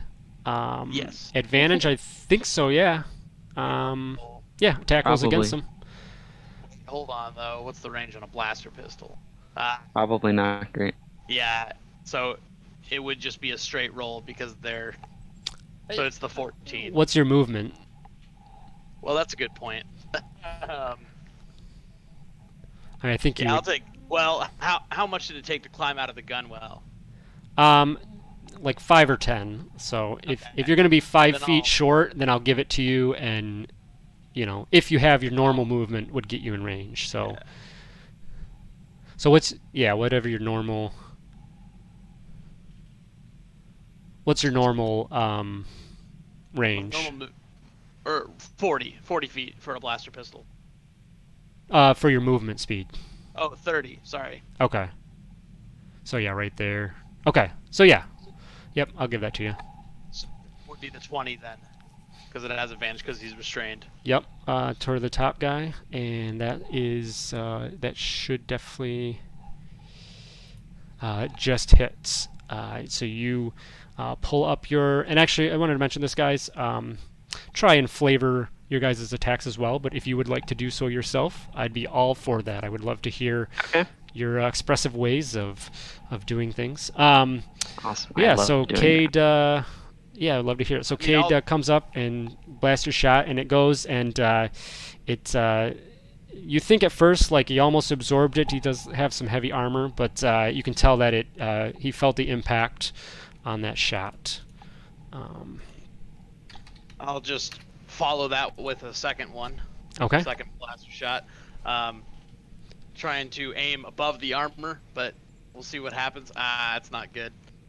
That one does not. So he takes the first shot, and he's... It's an advantage. I apologize. Oh, So it's the 16 instead still of the will 11. miss. Shucks. So All right. the second shot comes in, and you kind of hit him in the shoulder, but it looks like, excuse me, it looks like the armor absorbs the impact of that shot. He's able to brush that one off. Just drop the lightsaber as well. Turn that on. Okay. Anything else? That I have a bonus action that I could use. Nope. I'm good. Alrighty. Rix, you're up. I'm assuming I've heard the blaster fire now. Yes. Okay. So I'm going to swivel in my chair, stand up quickly, and rush out of the room to see what's going on. And let's see how far I can get with my movement.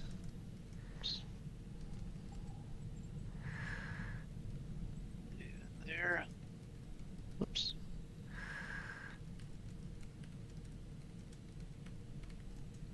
That puts me... Oh, just inside range, right? 60 feet for blaster? No, 40 feet, so I'll be out of range. But you said we'd have an advantage against the one on the right? Both of them have advantage. So if you're out of your range, it would just be a normal shot. Okay. All right. So, yeah, as I get out of my chair, I'll instinctively draw my blaster and come charging out. And the first one I see is the one on the right, and I will just fire my heavy pistol at it. All right. Very nice. You said the one, the south one, right? By that one? Yes. Port side? Okay.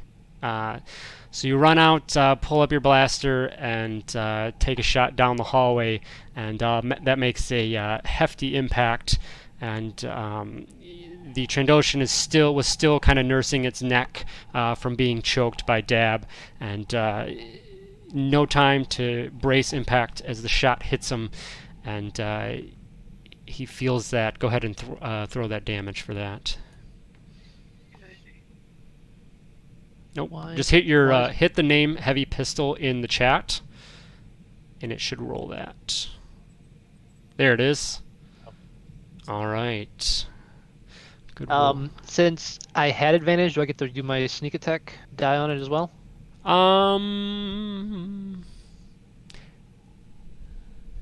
Nah, probably not, because I'm far away. No, yeah, because it's canceled out. It's kind of it's kind of a unfortunately, because you technically have both, so it cancels it out.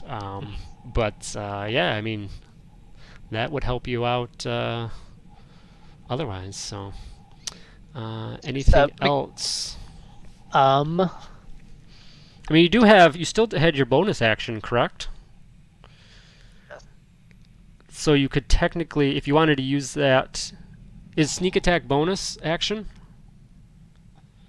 No, it's just part of an attack. So you could dash bonus action, right? Because you have that. The other thing I can do too is I can also, well, I missed it, so I'm not going to call it this time. But in the future, I guess if I want to use like combustive shots or one of those, I just call that out and say I'm going to use combustive shot. Yes. Because you roll a normal damage attack with it, then it factors in. Okay. Mm-hmm. And just be aware that that is still technically casting a power. Even though you make a shot with it, the initial action is casting a power. So when you get into things like two-weapon fighting or extra attack and things like that, you're technically casting a power. You're not making an attack action. So just for anybody and everybody, but just be aware of that. So, but anyway, yes, just say I'm going to use combustive shot. So, okay. Might also not be a good idea to set the starship on fire, but you do you. All right. All right. For my final or for my bonus action, I will just do a dash action to move up closer to within range. All right. So if you want to do that, I will let you have your sneak attack. And because you can just say you did your bonus action first to get closer. So Go. In order you want, I see. Okay. Yeah, so go ahead and roll your sneak attack damage.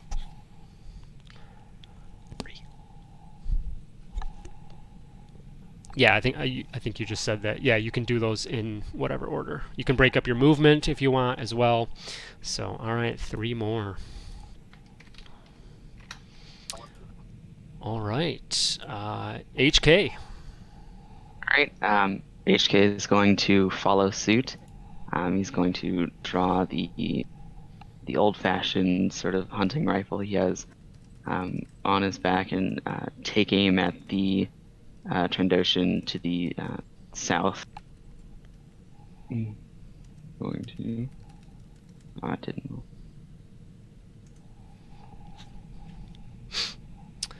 All right, that will hit. And 10 damage, good hit there. Thank you. All right. If you want, you can roll it again if you see it get a crit, because you do technically have advantage. Okay, cool. I'll do that. All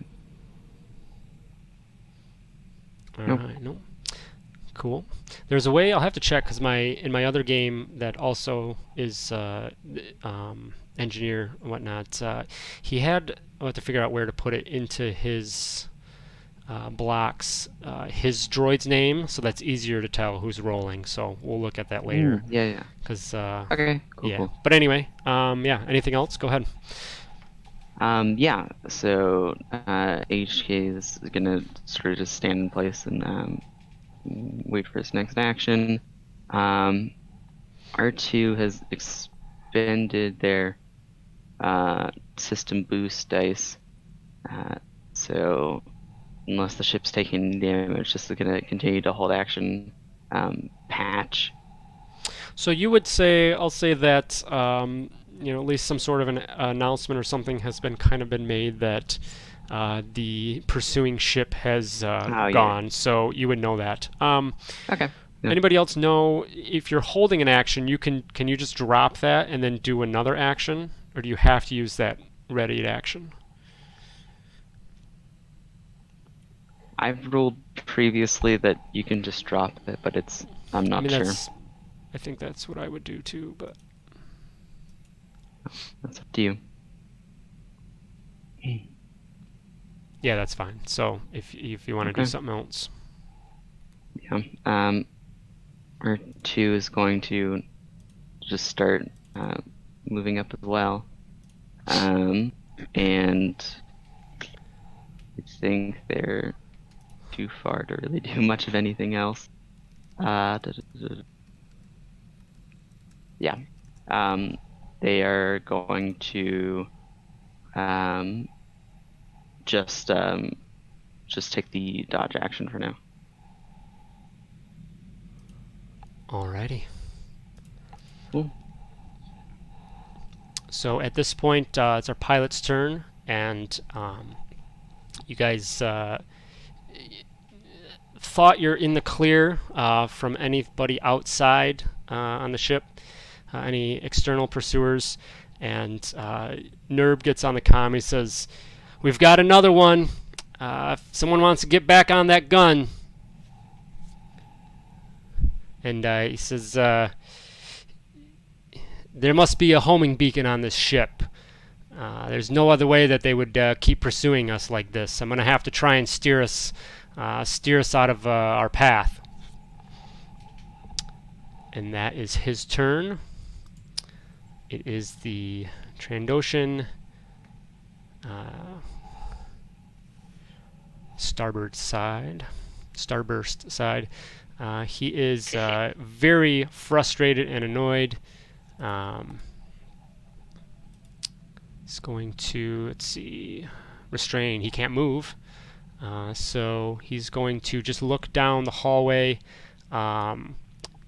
He turns his head both ways. He sees these droids coming from one end, and he sees the rest of you from the other. That have a few of you have all kind of thrown down some shots, and he is going to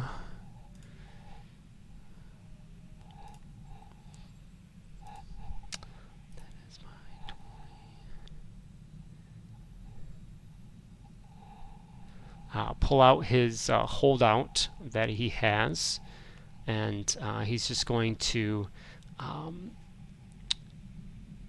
try and aim it down towards you, Rix, but he technically should have double disadvantage.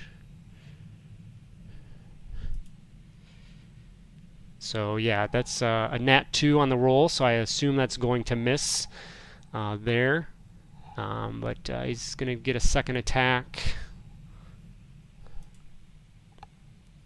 And that's going to be 15. I think that's going to miss. Yep, just misses. So he pulls out, he takes a couple shots. He's still reeling from being choked.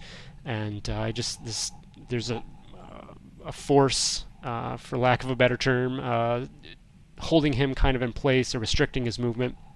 And he doesn't quite get his aim on you, Rix, and fires off some shots that go wide. But at the same time, so he puts his arm down with his blaster, and you see him kind of take a deep breath in, and it seems like he shakes off a little bit of, some of the pain and anguish that he's taken, and he breathes in deeply, and it almost looks like he gets a little bit more of almost a second wind type thing. Remy, you're up. All right. I will go ahead and pull out my light bow that is on my back. I'll aim it at the Trandoshan closest to the door, the south one. All right.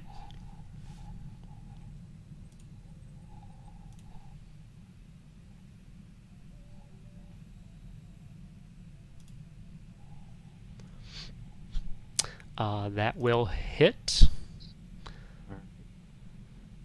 Go ahead, hit that. Ooh, rough damage roll. 2 1s. But he is looking rough. So you pull up, load your shot, fire it down there, and that strikes true. And he's looking pretty rough. He's not having a good time. And actually, if you want, roll it again for advantage. See if you crit. Damage or the actual? The actual roll. Oh. So yeah, just hit the... Nice. That's why you do it. Oh. So I'm going to take the original damage, though.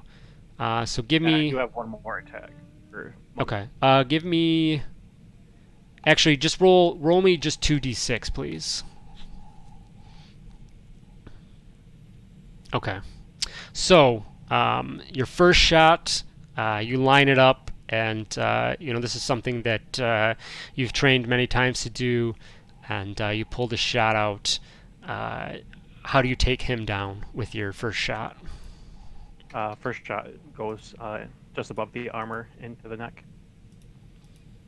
All right. You just see this, light bolt fly through and pierce the heavy skin of the Trandoshan, and he's already, still massaging that neck from being choked, and takes the blast in, and then just kind of hits up against the wall of the cabin and slowly slumps down. Go ahead if you have another attack or anything else. So was that 2d6? Was that part of the? That was so double when attack that you you counted? because you're crit. When you have a critical hit like that, natural 20, you get to roll your damage dice twice. On the second one, because I think you only add your modifier once. So that's what the extra 2d6 was, because you got the crit. I have to do one more attack then if I'm using my secondary for the monk. Yes. Yep. Second If you attack? want, you can make another attack. Yes. So I'll attack the other Trandoshan. Mm-hmm. Still at advantage.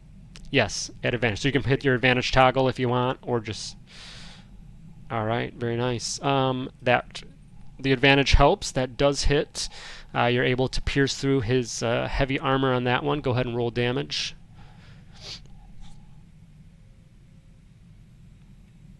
All right. Okay. Anything else?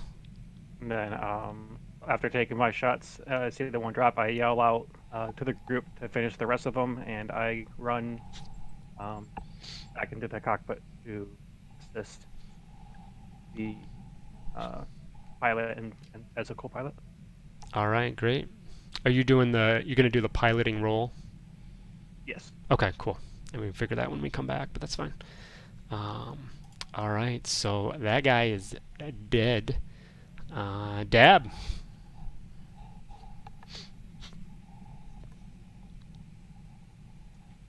Seconds of communication. Can I say this is a free action? Can I yell that out to the group? Yeah, yep. But you got to do it in your awesome accent. Your awesome Toydarian accent. Can I just mumble it, and we'll say that that's what those are the. Yes, that's fine. Buddy. So And everyone then- needs to give me a perception check, and we'll see how well you understood. No, it's going to turn into R2's going to end up being, opening the airlock, and yeah. All right, so I yell that out to everybody, and then I move 5 feet closer so that I'm 60 feet away from this guy who's still restrained by me. And then I'm going to use Enfeeble on him. All right. Show me what that does. Oh, the GIF is still there. That's all right. Sorry. So yeah, that's what it looks like. So Wisdom save 16. Wisdom save. I think he's gonna fail. 8, 9, 10, 11. Yes, he's gonna fail. So it's 2d12. yes, 2d12. 21. Oof, nice hit. For you force casters, not tech casters, I am going by the book with your specific force power modifier. So dark side powers are charisma, light side are wisdom, universal are your choice. I haven't seen anything that's been an issue, but just mentioning that. So anything else, Dab? I'm gonna just move a little bit away because now my restraint is gonna drop, and I'm done. Because of it just lasts a turn. Is that why? The restraint lasts until the end of my next turn, which this is. Okay. So the green was restrained. So he's still hexed. Oh wait, and I also get an extra 1d 6, I think it is, 6 right? because of my hex. Yeah.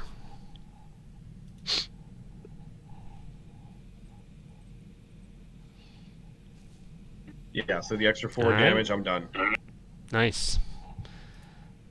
-4. Okay.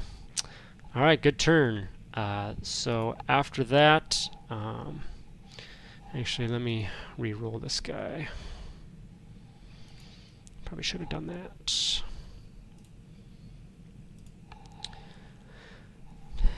Nice roll.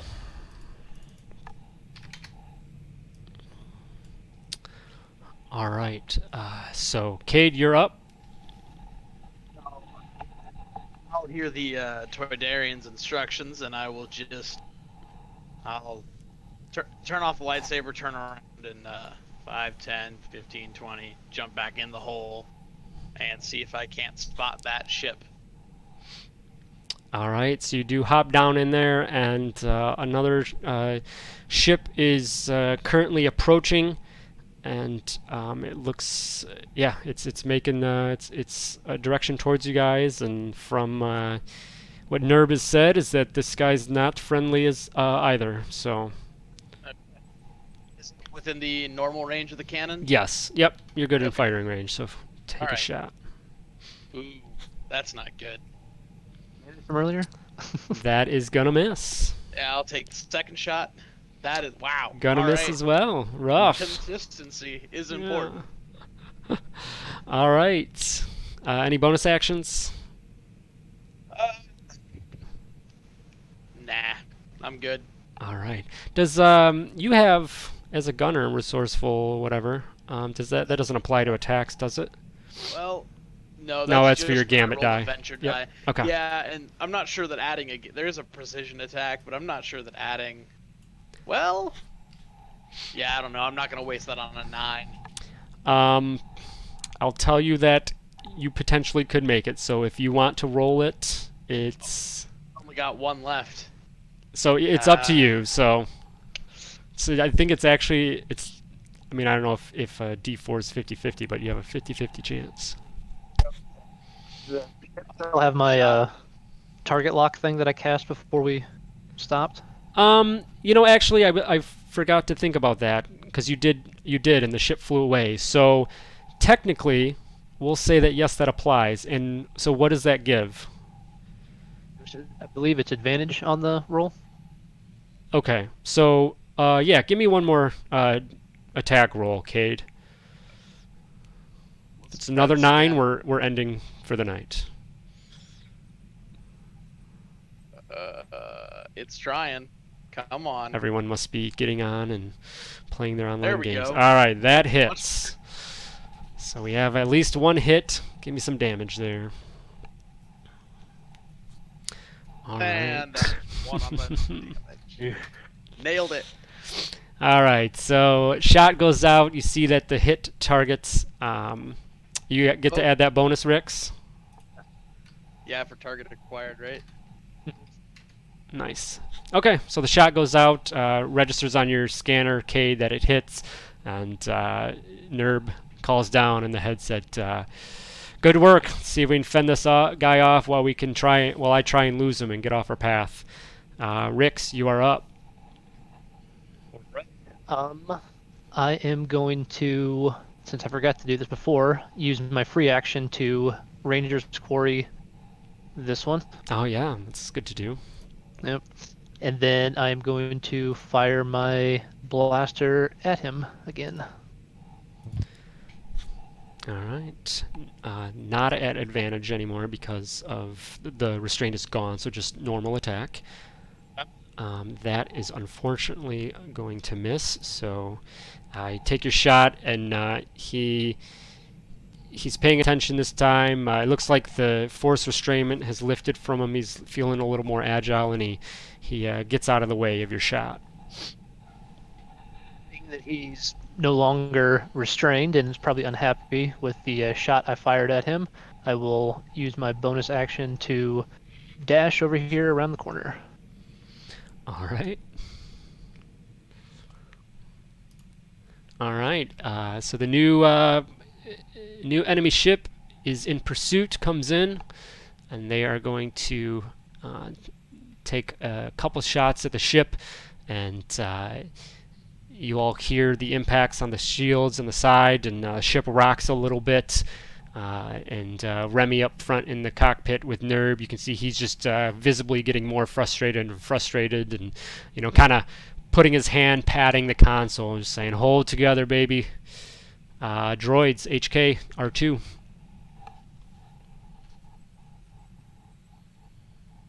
Yeah. So R2 is just at the max range. Is the Tridarian up north? The Tridarian. Transdotion. Is he being? Yeah. Is he being held right now? Would I get No, advantage? nope. He's not. No longer restrained. Okay, just making sure. All right. R2 is going to out of one of their many compartments, pull out a blaster carbine, and try to give a good old shot. All right. So out of your casing comes out a kind of modified blaster carbine for your little R2 unit, and you line it up and shoot around the lift tube there. But you aim true, and it hits the Trandoshan and does impact his armor, and looks like it connects, and he feels that. So take some damage there. Nice. Awesome. And R2 is going to use his movement to just sort of go in between these reactors. HK is going to take another shot at them with the hunting rifle again. He's going to crouch down a little bit and see if he can't do a little bit more damage. And Very nice. All right. So HK kneels down, steadies himself, lines up his shot, and it hits true, impacts the heavy armor, but does pierce through, causing some more damage. All right. Anything else? yep, that'll be it for me. All right. Nerb is just frantically trying to get the ship away. He's veering off course, so the course he was taking to Nar Shaddaa, he's veering off course, trying to lose the ship, and he's just kind of rambling. Remy, you hear this, that he says, we need to just get off course, because until we find that damn beacon, once we get out of sensor range, these bounty hunter ships shouldn't be able to find us. It'll be tough to... we won't be going anywhere once we're off there, so we need to find that beacon before we go any further. And it is the Trandoshan's turn. He is looking pissed off. He's just looking up and down the hallway. He sees that his partner has gone down. You see him like before, take a big deep breath in. Looks like he shakes off a little bit of the recent hit. Might get a little bit of extra energy back into him. And he looks both ways up and down the hall at his potential target. And he sees 3 at one end. Well, 2, because Kate is technically down in the gunner booth. He knows that Rix went that way.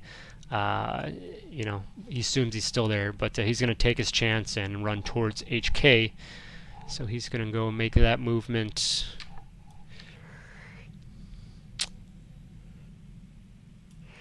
closer to you, and pull out his with his holdout. He's going to make a couple attacks with that. The first one, I've got a 13 to hit, and the second one is a 20 to hit. So That 20 will hit. the 20 will hit. All right, and on that we've got bad damage roll, so we got 3 there, and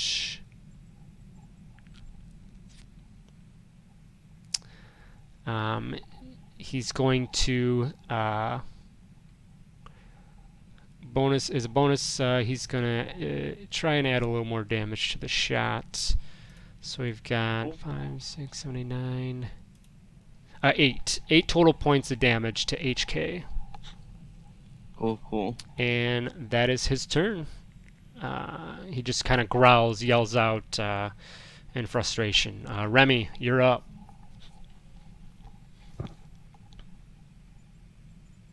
Do we know if we have comlinks with each other, where I would be able to hear HK? At this point, no. Being strangers and whatnot, you guys would not. I would say that you could communicate to everyone else, because being in the cockpit, you could get on the comm. You could quickly ask Nerb and just say you need to communicate. But if you're trying to hear them, no. Yeah, just to know if, like, from my position, would I know that the Transocean has moved closer towards? No. that? Nope. Okay.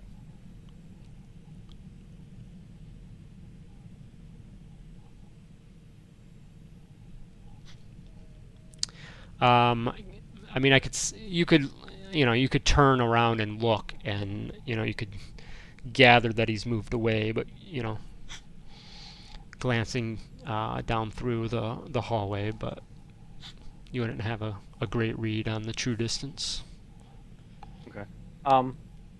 I'll turn around and look down the hallway and notice that the Transocean is missing from my immediate view, and I will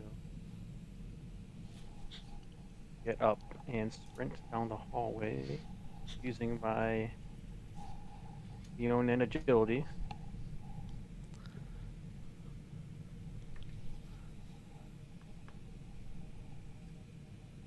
So there, which is 80. Very nice. And from there,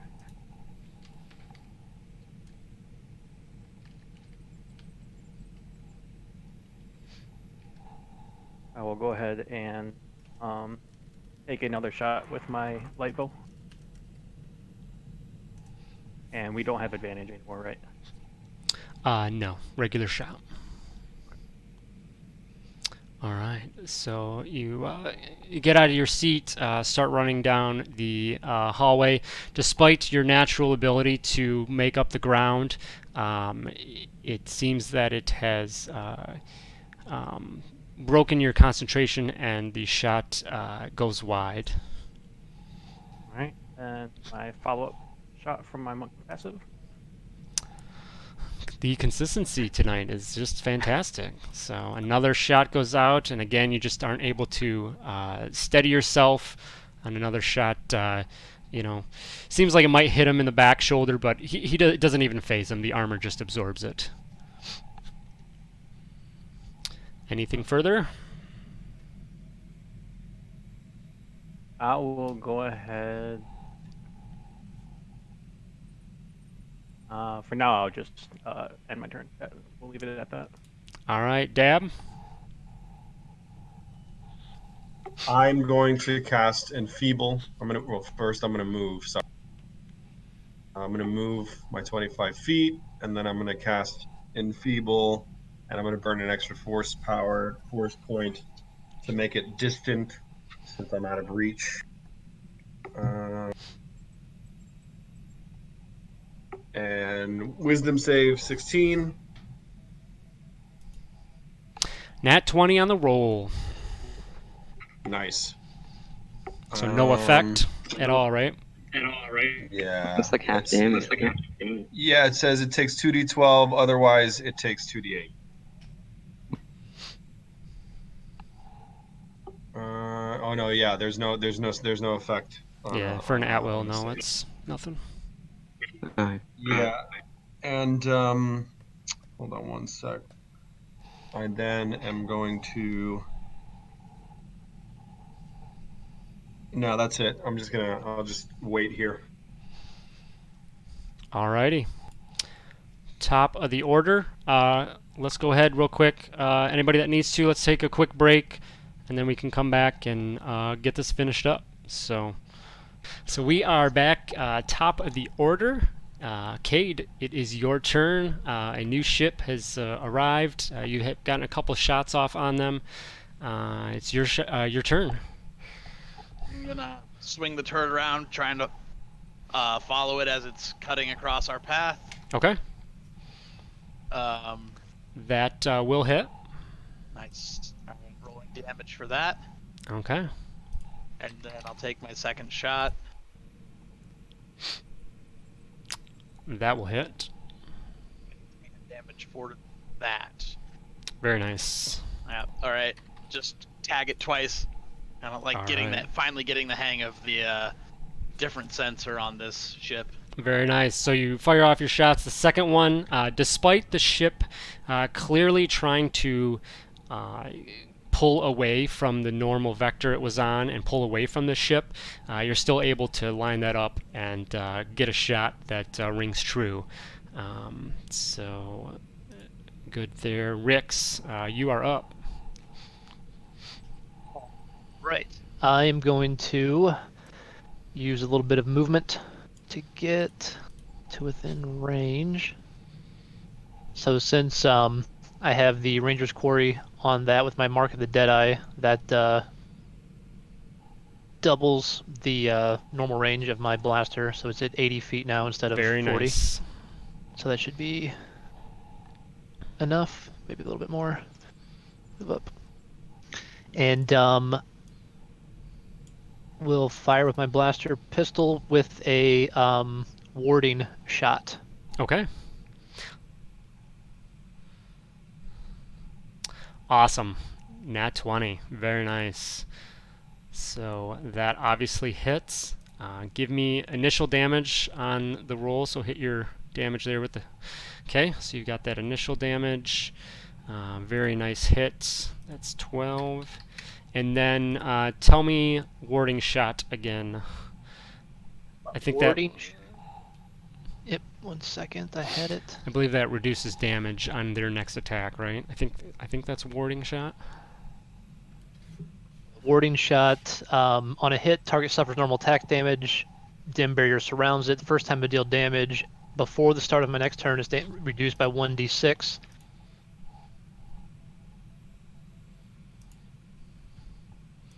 Okay. Go ahead and roll that now. The 1d6. 1 rough. Okay. So what one of my other players that uses this, they set up in the they set up a, and I guess you can use warding shot on multiple weapons. So maybe it's just easier to do it this way, but because he uses it consistently, I think, with one weapon, so he has an attack for it, and then in damage number 2 on your weapon, that's where he puts the warding shot damage. So then it rolls with it. It's just kind of convenient that it's there. So if that's something you wanted to do, but anyway, so he And will then- lose 1 damage on his attack. Sorry, go ahead. And then I believe with my quarry, yep, I get Yes. to roll 1d4. All right. Is there any extra damage for warding shot because you're level 5? I was just checking that actually. Sure there is. Let's see. Increases by 1d6 Reduction. when you reach. So roll This one was more two- one- one more one more d6, D6. please.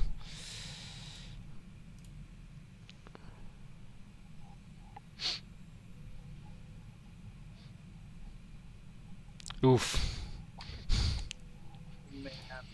Wow. All right. So one's across the board for that one. All right. So 2 damage.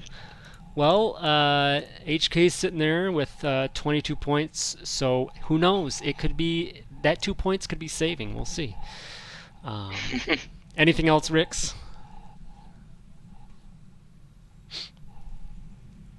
Nope. That's it. All right. It is the pursuing ship's turn. It's trying to make up ground.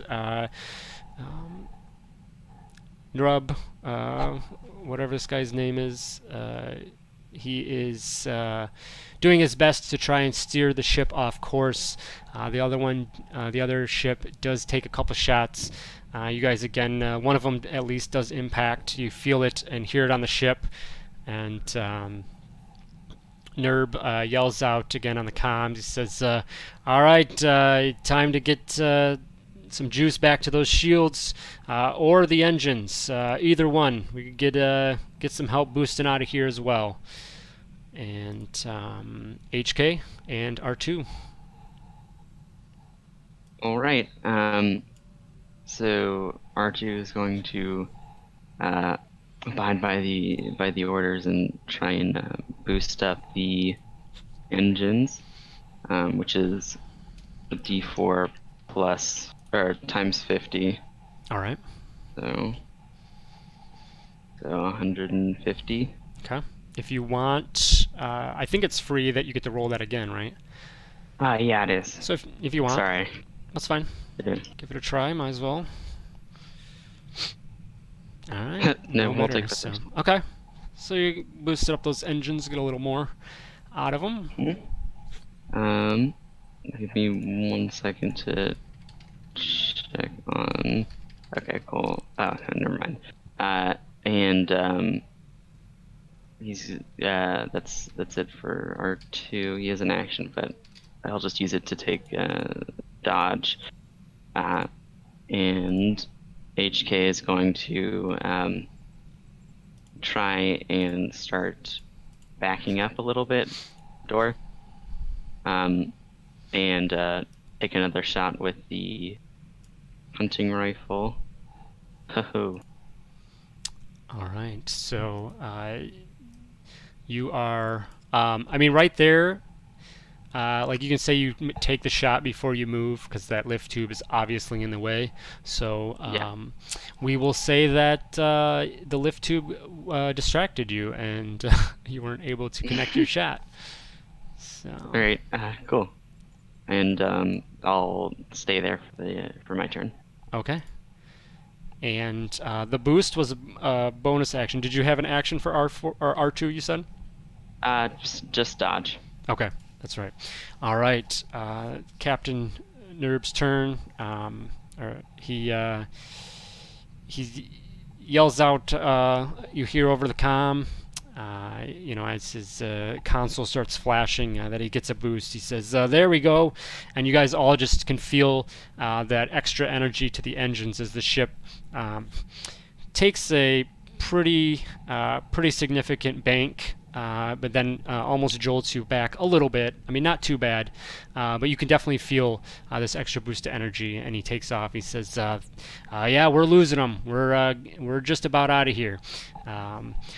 I don't know where we're going and where we're gonna get back, but we're at least losing these threats.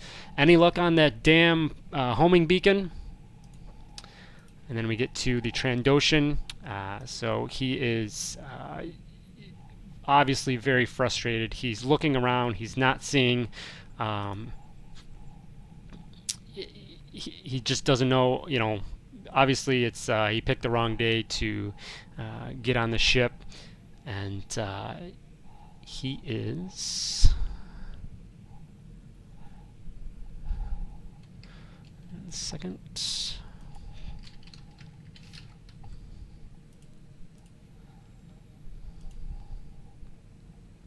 Okay. Yeah, he's going to.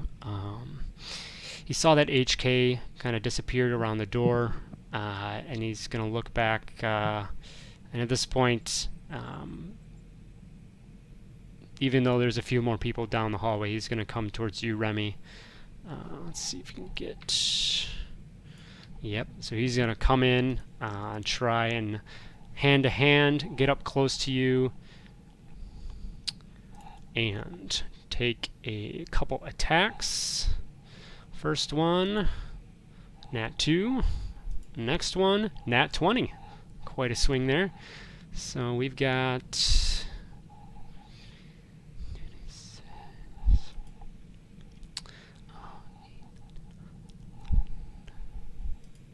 And in his rage, you can see that looks like he's putting a lot of extra effort into this attack.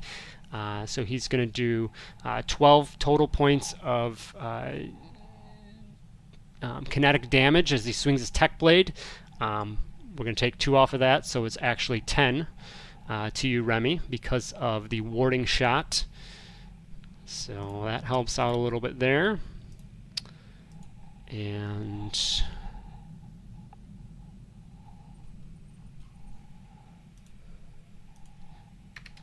he does as he has done before. You see that he seems like he gets a little bit extra energy, takes a deep breath in, and shakes his head as well. But that's his turn. Remy, you're up. I call out and to the Transocean and let him know that he's fought valiantly. If he wants, he can surrender. If he would kindly tell us where the homing beacon is. That is tracking it. All right. Give me a straight intelligence check. Straight intelligence. Yes. Rough. All right. Never mind. I won't send you a whisper. All right. Anything else? I am going.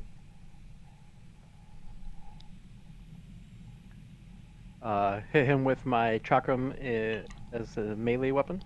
Mm-hmm. I'm gonna go ahead and do that.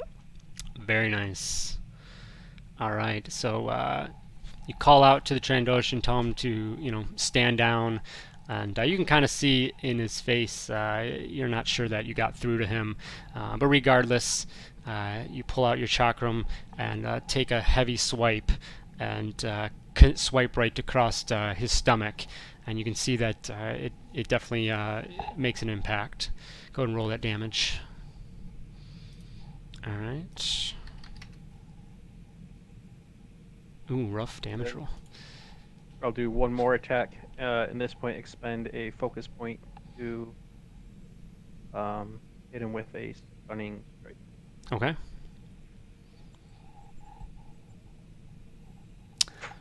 Oof.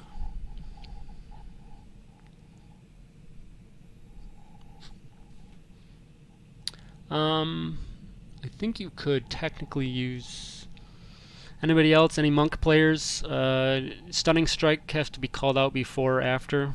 Probably up to me. Yeah, it's probably up to you.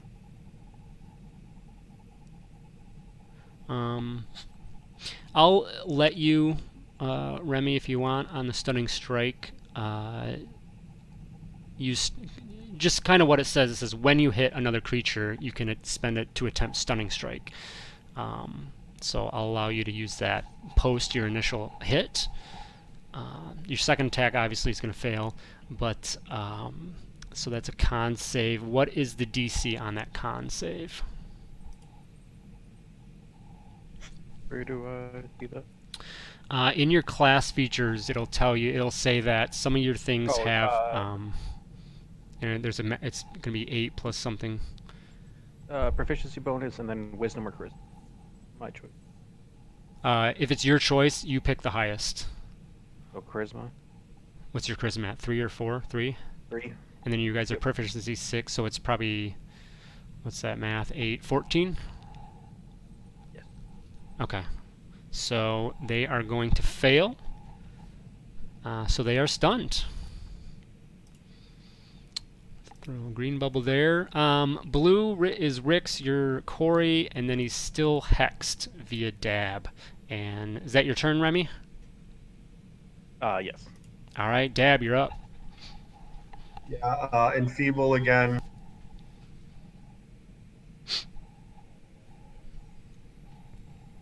DC 16. And the extra 1d6 for hex. They will save. Okay. Then I will. Hold on one. I'll take a bonus. Actually, wait. Yeah, I'll take a bonus action to phase strike. How about that? All right. I'm going to phase strike, taking all movement that I can up to him. And then I guess I will take a lightsaber stab at him. Actually, wait. You know what? Let me take that back. I'm sorry. I'm just going to go back to where I'm going to stand right here behind Remy and in my turn. Alrighty. Top of the order. Cade, you are up. You can see that at this point you might be able to get one shot off on the pursuer. You guys are making some good distance, but you probably get maybe one shot. You might be able to fire off your 2 in succession to get the ship. I will take a shot then.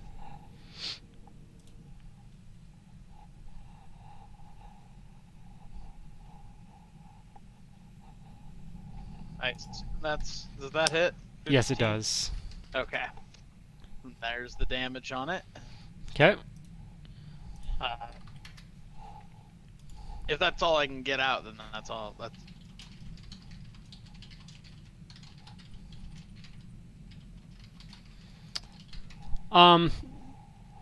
Yeah, you think you can get make another one. All right, very nice. Yeah, that will hit. All right. So right at the edge of probably the range that you think, you do make a couple of shots. Nerb yells down, "Great shooting! I think we're making distance apart from him, and I think we've scared him off anyway." And he says, "I think he's about to retreat." Anything else? I will climb out of my hole. All right. I'll climb up. See what's going on here. I'll run it. I'll come up here next to Rick's. Okay. That'll be it. All right, Rix. I will aim my heavy pistol at the Trandoshan that's still left alive, and use warding shot again and fire at him. Okay.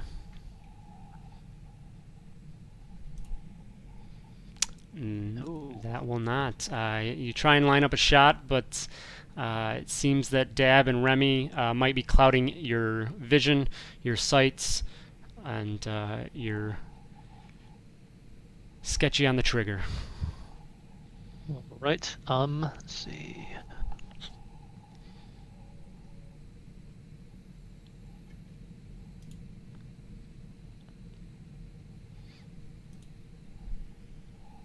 Let's see, if I used a dash, could I get up next to the? Well, because now searching somebody for something would be another action, correct? Yeah. Okay. Yeah, I guess I'll just go ahead and move a little bit closer, and that'll be it. All right. So the new ship that was pursuing, it looks like they've taken enough damage. They see that the Lost Lady is, veering away anyway, and so it takes off and goes away. So they are out of here. HK and R2. Cool. HK is going to move forward again. Take a shot, and for sake of transparency, I've been counting the hunting rifle reload, so he's gonna have to reload next turn. All right. We're gonna.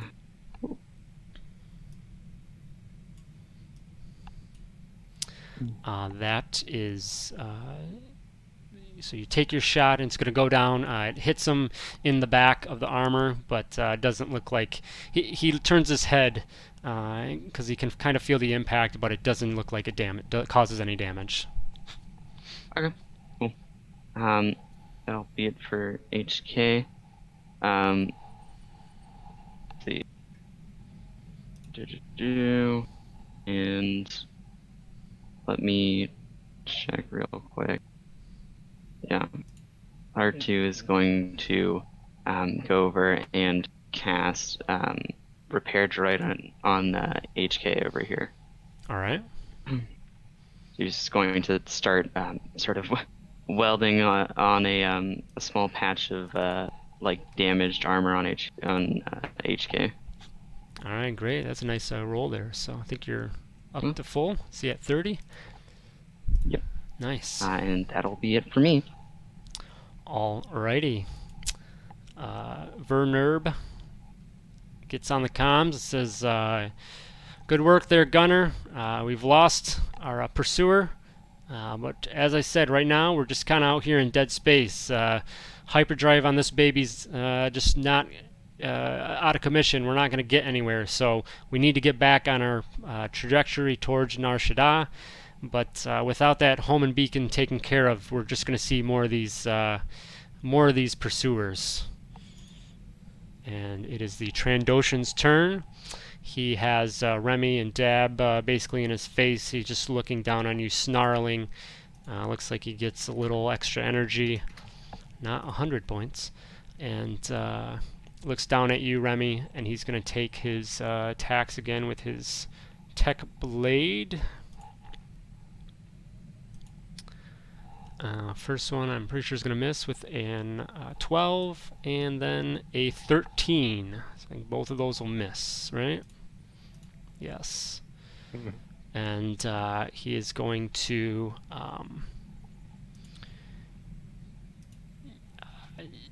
he's going to look at you as well, and in response to your statement before, he just says he just kind of snorts and says, "Home beacons. I don't know what you're talking about, cat." And then he makes his attacks, but unfortunately does not connect with them. Your turn, Remy. Alright. Oh, tried to play nice, so I'm going to attack again with my chakra. This time, hopefully hit.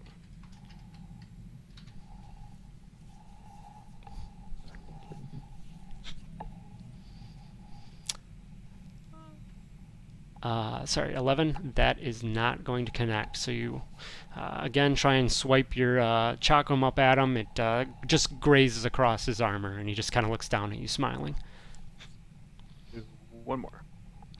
All right, that one, Yeah. swipe it back, and that one connects, and his smile quickly goes away as he winces in pain. Go and roll some damage. Very nice. All right. Anything else? He was actually stunned. What does that do? Yeah, it Should probably just find stunned out. until the end of my next turn, so I would imagine he wouldn't have been able to attack, but he didn't hit. So Stunned.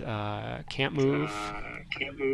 Can speak. Automatically fails. Attack rolls have advantage. So go ahead and roll one more attack roll. My bad. you want me to do advantage on this one, or Nope, just roll one more, and we'll say this Regular. is towards. Okay, so cool. Roll some more damage. All right.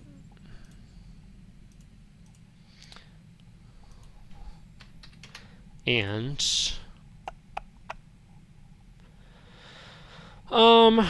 yeah, I'm gonna retro this that much. HK, give me one more shot on yours, because I think you had missed, right? Yeah, with that hunting rifle. Yeah, I have. Yeah, give me one more roll with your hunting rifle. Okay. There you go. All right. So, HK had made a shot and pierced him pretty good. And then Remy, you go and take a couple swipes with your chakram, and your second attack, takes him down pretty hard. He is looking very rough at this point. Anything else you'd like to do? I will move closer toward the door. Okay. And in my turn. And I'm sure most of us know, but that would be an allowed movement because you're not really moving out of his attack range in regards to an opportunity attack. So you're good to go there. Dab, you're up. Is he still stunned where I get advantage on him? I think it goes away, right, Remy? Because it's just one Yeah, turn? it was only until the end of my turn, yep. Okay, so it is now gone. All right. Well, I mean, I'm done with this guy, so I'm gonna phase strike so I get advantage anyways. I'm gonna Okay. move up to him with phase strike, and then I'm gonna do a lightsaber with advantage, one-handed.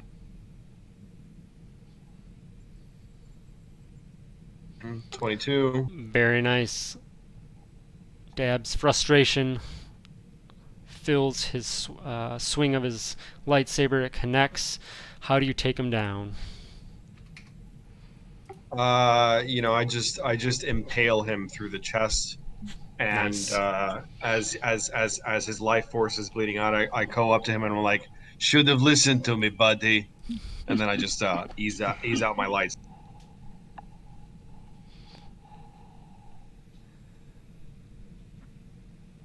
Very nice. We still need to find the homing beacon, gentlemen. So he goes down. We'll just kind of leave. I'll leave initiative up just for now. Yeah, we'll just kind of say right now, basically out of initiative, as Dab had said. I'd like to go up to the Trandoshans and see if I can find any kind of homing beacon on them. Okay, give me an investigation check. Cade will cast locate object. Very nice. So, Rix, I'll come back to you in a second. Cade, describe a name or object. So this is like a force power, obviously. Like you don't have to Yeah. necessarily know the object. beforehand, or that's okay. So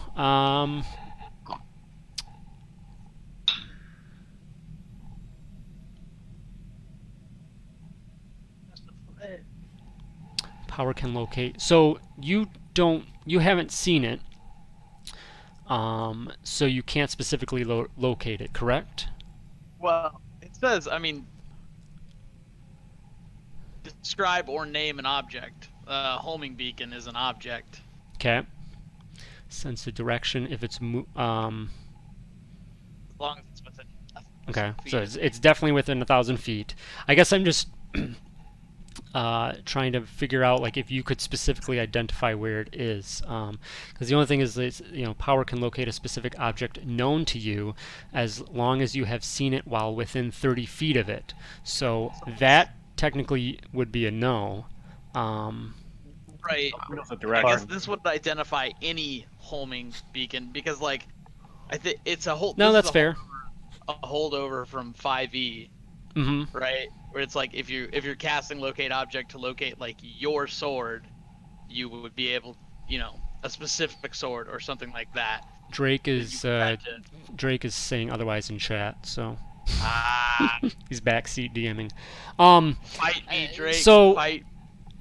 And I kind of lean towards that. I will say that what I'll give you is that it's towards the back end of the ship. Whether that's kind of like obvious, but I'll say that that it's generally in the back end of the ship.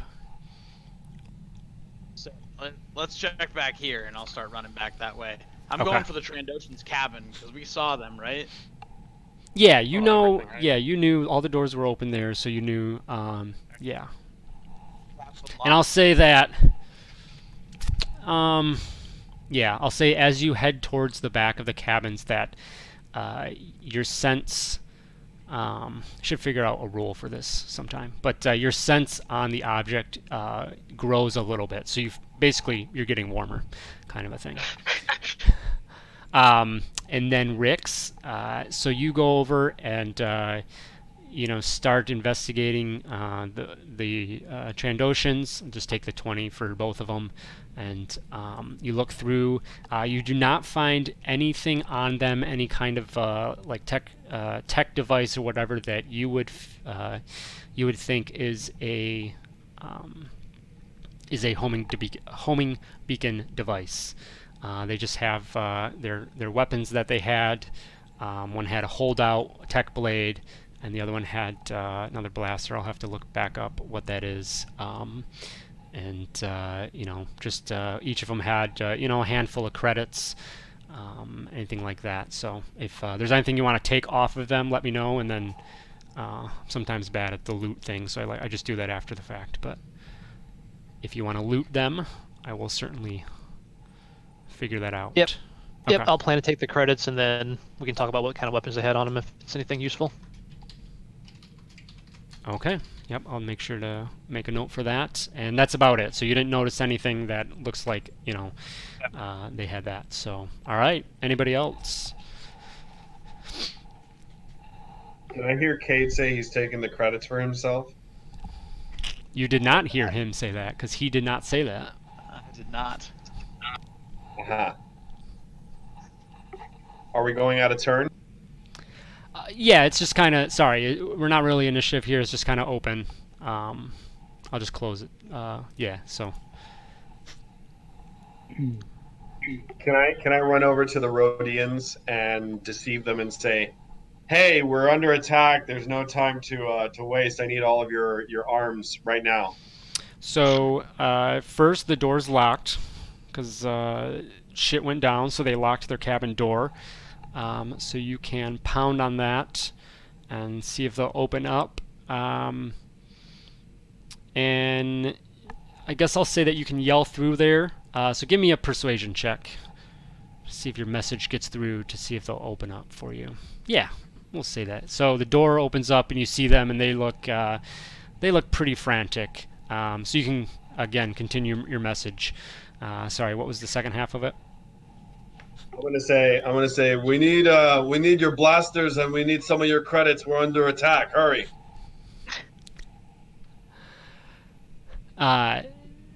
They're going to.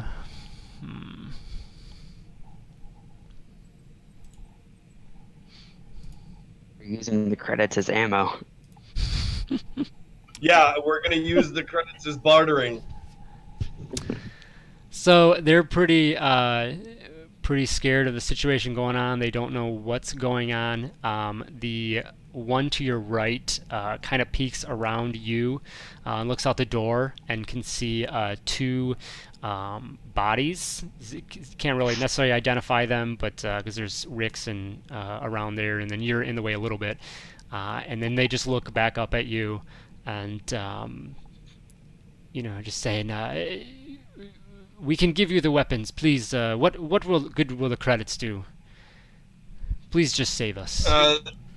Yeah, okay, that's fine. Give me the blasters. We need them. Hurry up! Hurry up! And then the first one that you had talked with and dealt with earlier, he kind of looks around to the rest of them. He says, "See, we should have hired him as bodyguards. You guys are just so stubborn."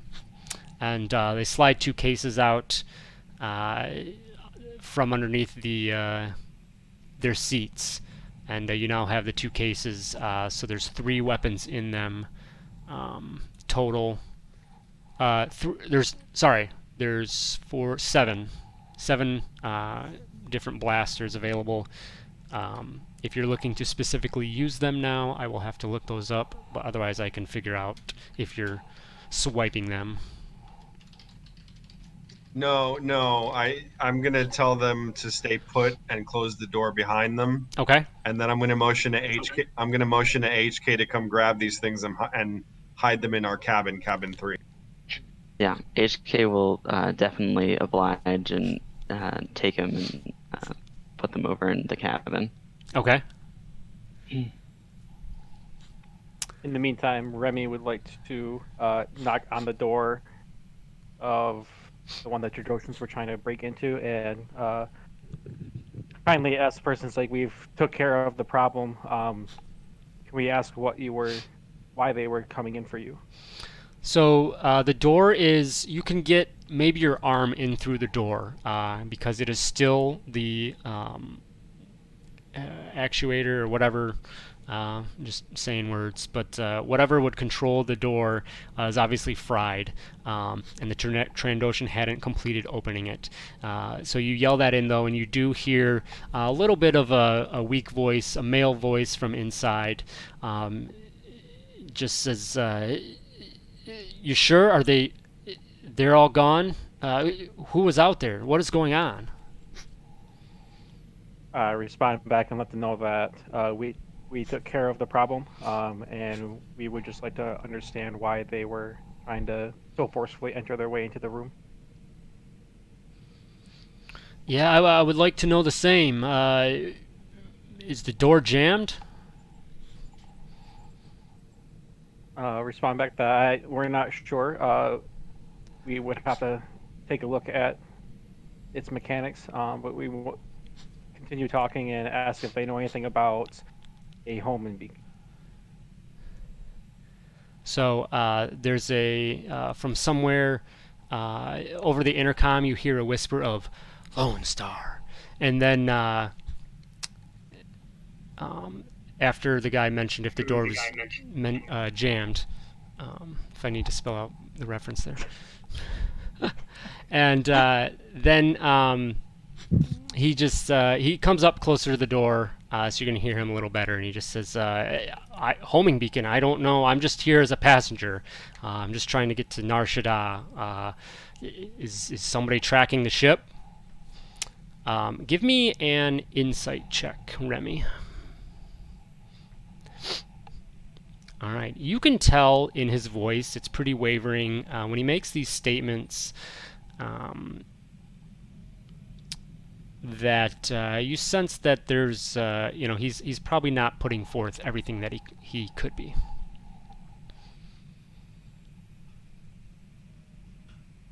Continue to inquire about any knowledge of a homing beacon. referencing that the Trandoshans wouldn't have just broke in specifically for this room if they didn't have any thoughts that something of value or was necessary in this room, and kind of use that as leverage towards He trying to just- find out exactly what their intentions Yeah, are. he just says, all right, so yes, they were probably after me, but I don't know anything about a homing beacon. Somebody else must be after the ship. I'm not sure what's going on there. If that is also have to do with me, then that's pretty criffin crazy. But likely these darn Trandoshan bounty hunters were after me. I've probably got mixed up in a few bad crowds. But anyway, are we going to be able to get this door open? It sounds like the ship's, getting attacked. I'd like to get out of this room, especially if those bounty hunters are taken care of. After hearing that, I proceed again to inquire as to why they want to get out, what their intentions are once they leave the room. He just says, "Listen, I'll answer your darn questions. Can we get the door open?" Hearing them talk, I'm gonna yell over to R2 and say, "Hey, R2, do you think you can do to override the locking mechanism on this door and get it opened?" R2 will just beep over and basically say that they'll give it a shot. So give me an investigation or technology check, your choice. Okay. I'm gonna go for technology. Or not it. All right. So you go up No. to the data pad, the little keypad that opens up the door, and it's pretty fried, and it takes you quite a bit. The gentleman inside is, he's getting impatient. He's like, "So, you guys gonna try and open this? What's going on?" And you eventually come to realize that this is beyond technological access. It is fried, and it will physically be needed to opened up. Okay. I'll relay that. And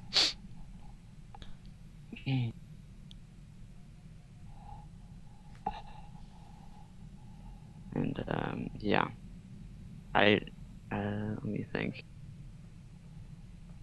Yeah, I'll relay that, and HK will just copy it and say the same thing. Okay. Just to be clear, so that everyone can understand. And I'll attempt to. I think like three of you guys. Who all knows binary? I know Dab. I think Remy. Did you take it? Yes. And who okay, else? cool.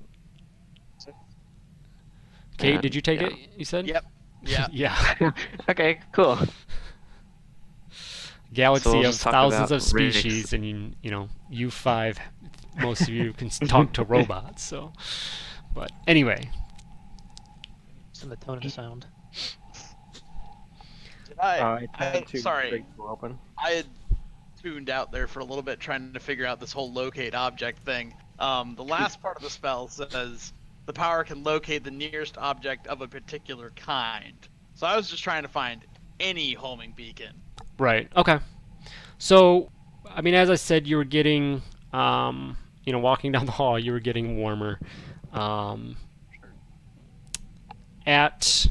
So as you guys are, Remy, you're talking with this gentleman in the cabin there, and then you guys are trying to figure out the door.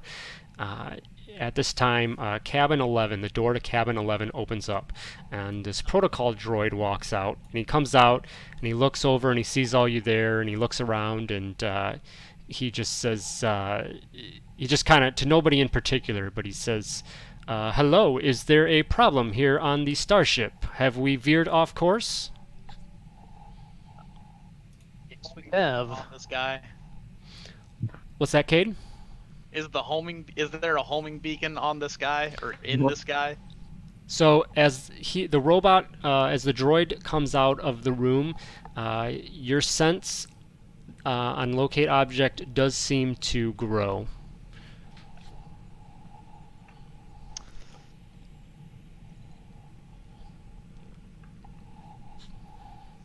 I just like look at Rix and point at the droid and say, "It's either on him or in his room.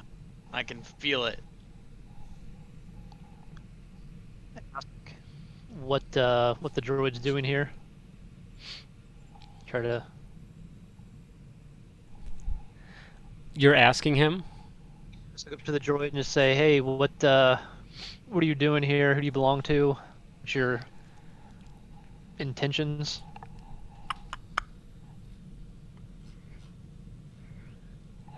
So he says, I am NEK072. I am on my way to Nar Shaddaa. I'm simply on this transport.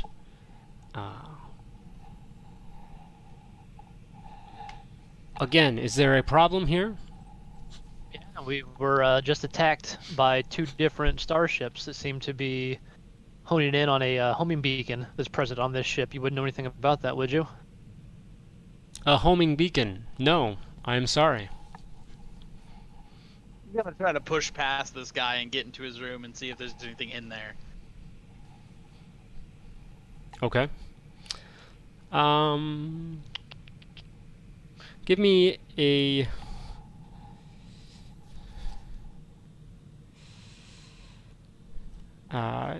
give me like an athletics or acrobatics, your choice. All right. So, you know, you don't slip past him. You obviously, I mean, he would have noticed you going by him, but he really notices almost to a point that's like, "Excuse me, what are you doing?" You do get inside the room, and he turns around. As you step inside the room, the droid turns around and hits the button on the door to close the door. So the door has closed behind you, and he just begins taking off towards the back of the ship. Right. So We're gonna kill this HK is thing. gonna start just running. So everyone, actually, let's re-roll initiative. 1 second, let me clear this. Okay, now you can go ahead and re-roll that.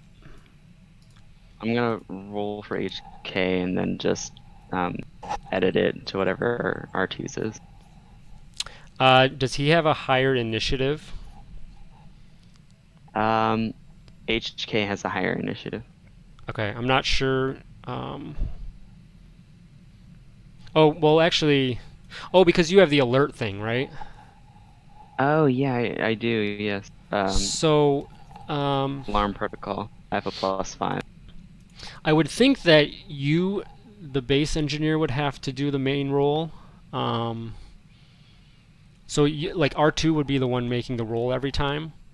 Mm-hmm. But if you can benefit from the alert, then that would apply. Yeah. Okay. Actually, I was just looking at alarm protocol. It's 5+ bonus initiative to creatures within 5 feet of it. Right. So you get that, but I'm just Yeah. saying, when you usually roll, I believe that it would go off of your roll, the R2's Yeah. roll, as opposed to being able to choose R2 or HK. Yeah. Okay. Would we get that too, for future reference, if we're within 5 feet? Yes, if you are, yes. Okay, cool. Yes. So that's. And I'm gonna. What I was saying is that I was going to roll for HK just so I can get him into the initiative. Oh, okay. No, it's based on an icon that you can just override the value. Yeah. So I Okay, can sorry. put it- All right, sorry. We're fine then. No, I thought you were saying you were using HKs. Okay, Yeah. all good, all good. I see what you're. And then I'm I'll picking put up it what at you're putting 15. down. Yeah, sorry about that. No good. No, all good. Man, 27. How's your initiative? That's crazy. Yeah, what did you get? Alert feed. An 18 plus 9. Oh, you have the alert feat. Yeah. Yeah, I have alert. No, Cade does. Oh, I see. Yeah, I in my Tuesday game that I play in the other week, I'm at a plus 14 on my initiative modifier. Dang, that's With crazy. scout, 1 level of scout, plus 5 on alert, and then +5 for my dex. So yeah, pretty nice. So then I need to stand next to a droid that gives me +5. You know, that'd be just fantastic. All right, I'm distracted. I need to roll this droid's initiative. Come on, come on. Ooh, nice. Not nice enough, but pretty nice. We all in there? I I believe think so. Okay. All right, so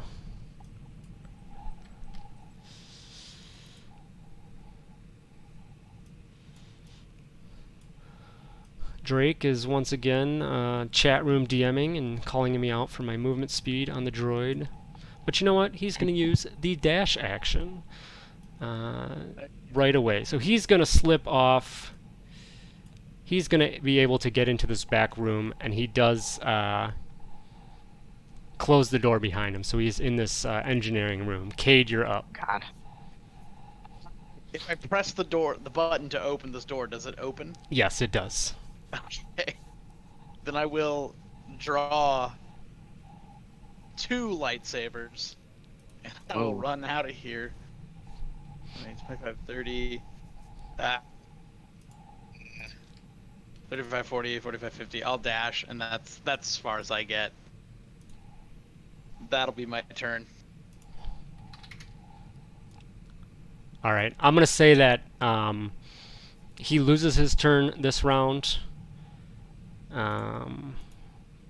So the guy, I'm going to throw this guy inside, and he just, again, he just continues to say, like, what's going on? Are you guys getting me out of this room? And that's really just all he says. HK? All right. Yeah, HK is going to just start booking it towards the vertical droid. Can I step over this Trandoshan, or am I gonna go around? No, you can go through. That's fine. Okay, cool. And HK is similarly going to take the dash action and end up right here. And let's see, R2 is going to do the same. I believe you can go 50 feet. Yeah. Okay, and that's all for me.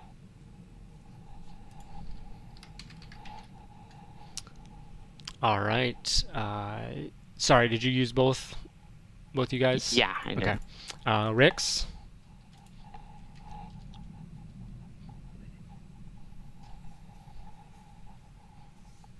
I'll move 30 feet to here.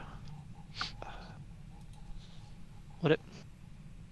I guess I'm trying to think, 'cause there's a lift in the way and a doorway. I don't know. Can I hit the? Can I hit the droid from here? The door's closed. He was the able to door's get in there closed. and close the door, yes. Okay. That might change.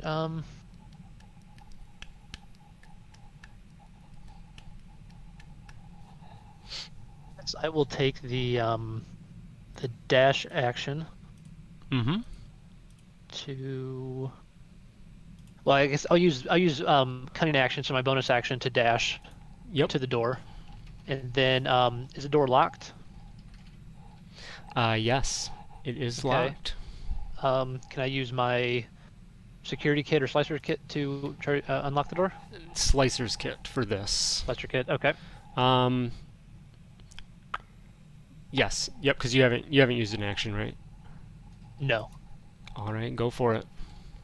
And then so what I do on? I haven't used the tool before. So, do you have your It's query in- set it's- up? Checking your sheet Yeah. for you. Okay, Yeah, I so didn't know- click I on. didn't know Click on which attribute. Slicer's kit, Yep. and Waka waka. yeah, there's our clip for the night. And click on. I'll let you do intelligence. Well, I guess unless you have intelligence or dexterity, I'll let you have your choice. Really, actually, well, no, for slicers it's going to be intelligence. Sorry.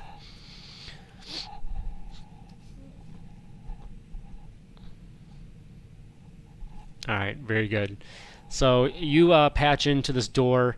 It doesn't take you too long, and you are able to bypass it, and the door opens up, and you see the droid inside, just inside the door, and looks like he's about to go cause trouble.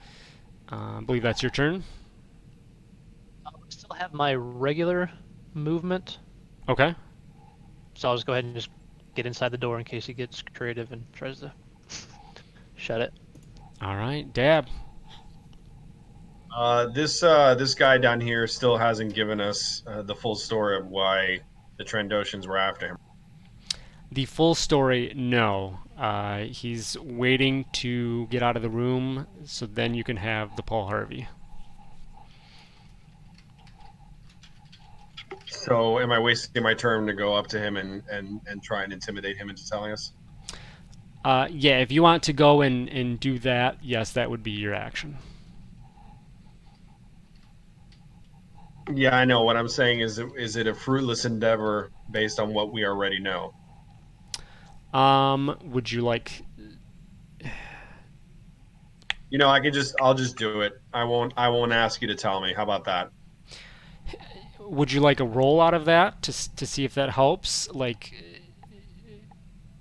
No, I mean I'll just go up to him and tell him, look, you need to tell us the full story. We just took out 2 Trandoshans for you. Okay. And if you don't tell us the full story, we will revive them and we'll feed you to them. All right, you're outside the door because the door's still jammed. Sure. So you're like, is it Jack from The Shining?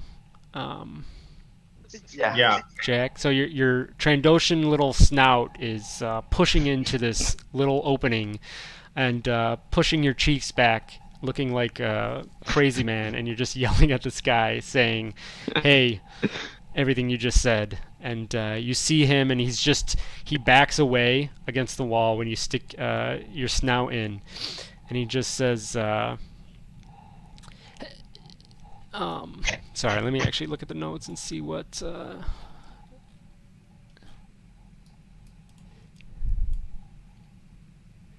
he says. They're likely just trying to collect a bounty. I've got some information that I stole. Just some records of bribes paid by a hut. Obviously they want me taken out because of that, and I'm sure they were just after the bounty. Please don't revive them. Hear the word bounty and come rushing back.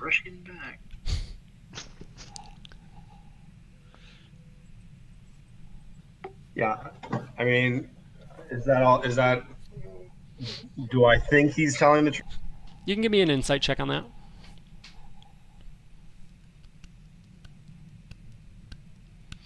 Yeah, he seems, he's still, very frantic and scared in his as he's communicating, but he seems fully truthful. All right, then I'll end my turn. Okay. Remy? So we did get the door open at the end of the hall, right? Yes, where the droid is, yes. Yeah.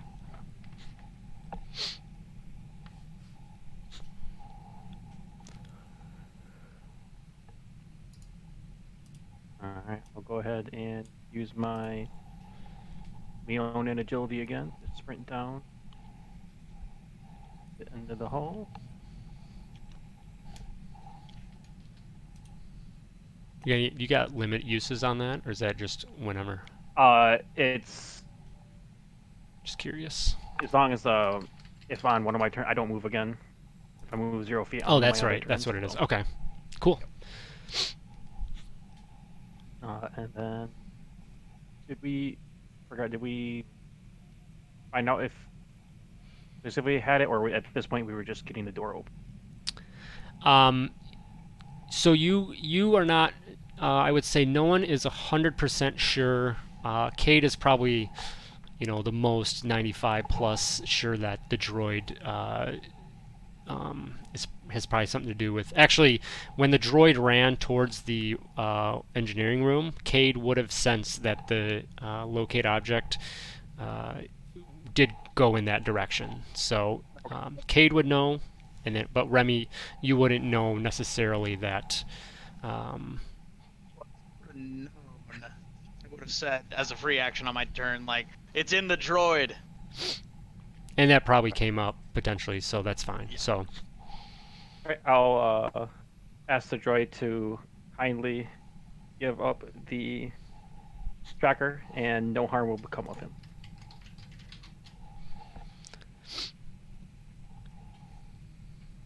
Remy's quite the diplomat. I like it. So, all right, we'll wait. Are you trying to be? I probably should have some rolls last time, but would you say you're trying to intimidate or persuade the droid? I'll let you choose. More persuade, yeah. Okay, That's why I so- didn't use my weapon, so. Yeah, give me a persuasion check with that. Very nice. All right, we'll see how he reacts on around the. Anything else you want to do? For that turn, no. Okay. So the pilot, he just kind of gets on the speaker and just kind of reminds you all, like, any luck with that homing beacon? I'd like to get back on course. And Cade, you are up. Why'd you have to go and be all diplomatic like that? I mean, we All can right, still I'm- kill him. It's fine.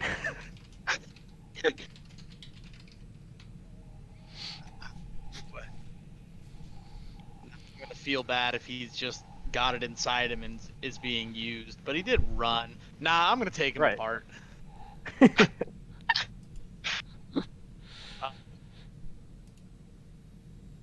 Yeah, that's not a bad idea. But then I lose my 2-weapon mastery bonus action attacks. That's a protocol. Oh, it's a droid. I hope I won't need him. I will circle around here and then hold my action until the droid either surrenders or doesn't. Okay. To attack. What Yeah. are you holding?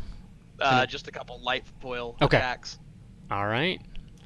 So it is the droid's turn, and Oh, it's next. sorry, did you have something else? Nope. I just didn't realize it was next.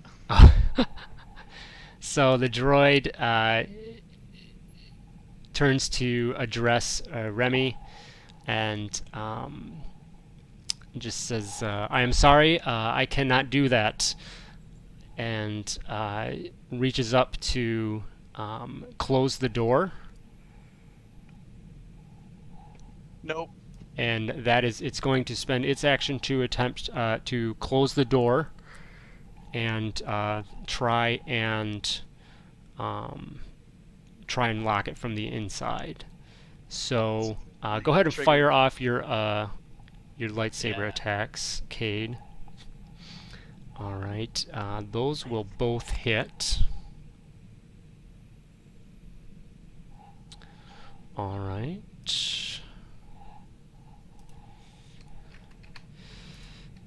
15. Will, just for funsies, I'll throw a force empowered strike on the first one. Okay. So an extra 7 damage. Very nice. All right. So you take a couple swipes at him, and he looks, that was some decent hits. He's looking pretty rough. So he's going to turn and attempt, still, as he's taking these swipes on him in the back, he's going to turn and still try and jam the door closed. All right, and that is going to be a success on that.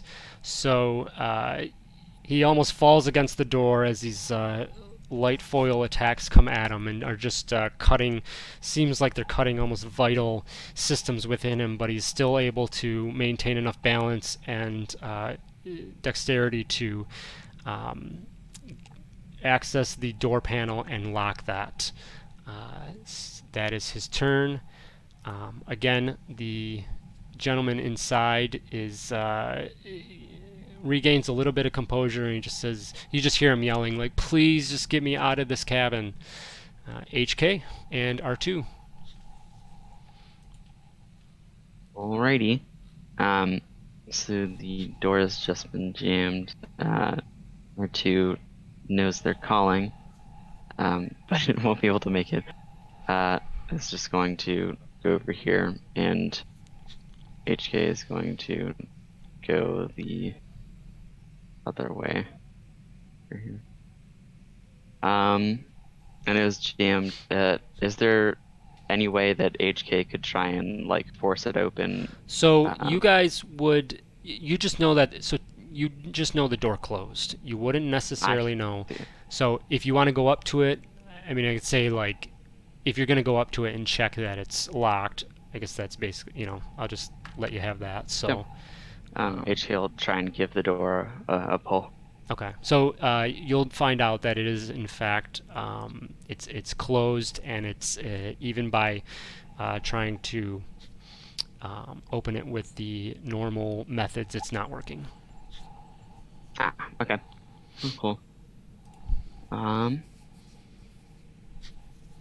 Yeah. Okay.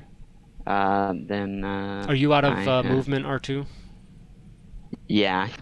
5 feet short, or 5 feet short. Okay. Yeah. Then that's it for me. All right.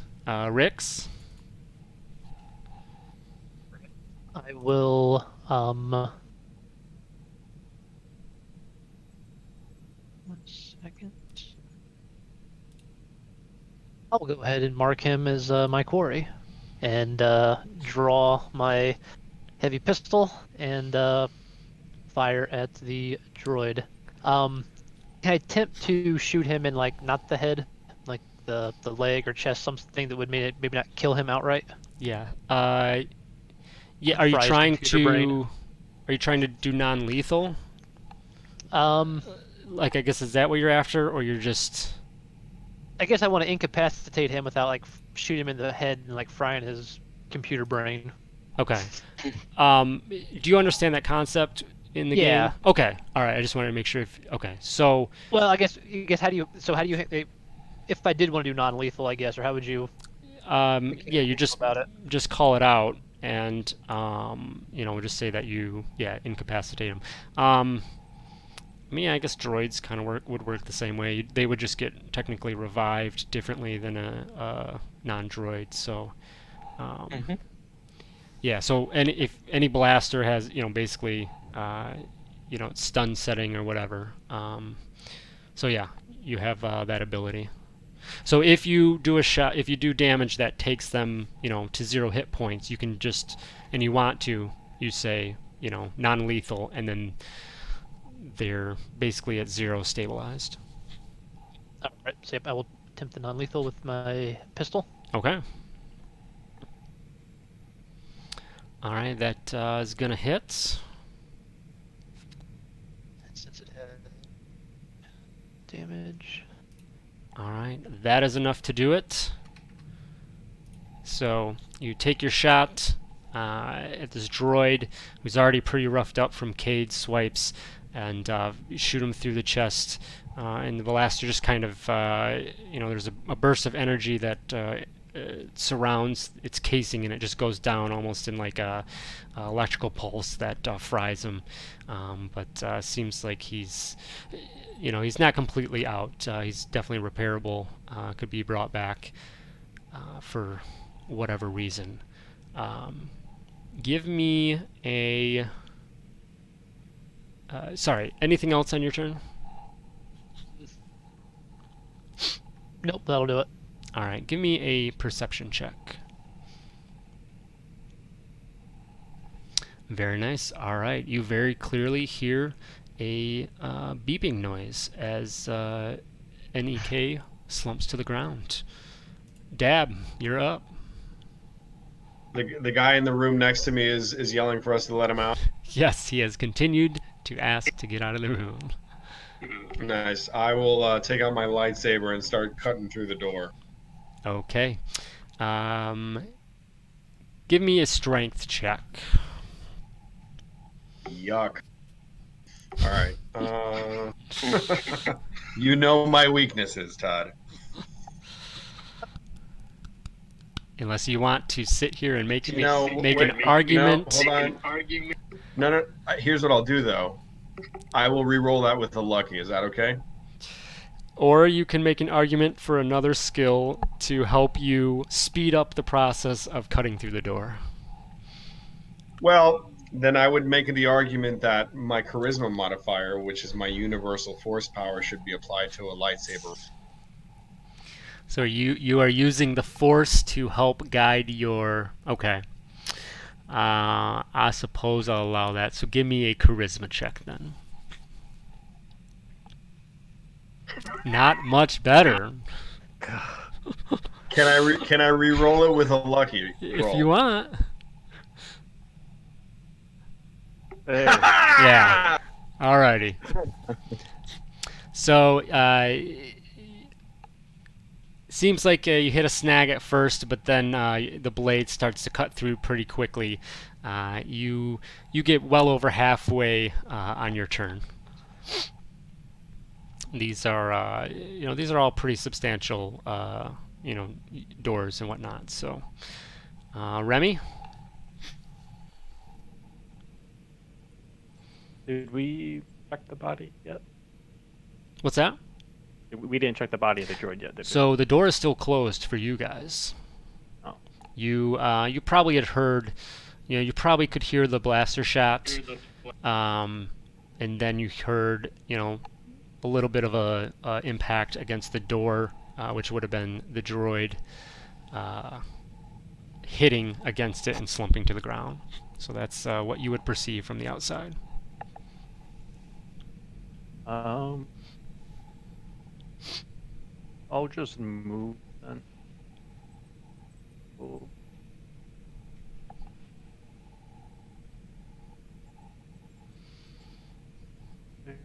Making my way towards the front. What's your normal speed?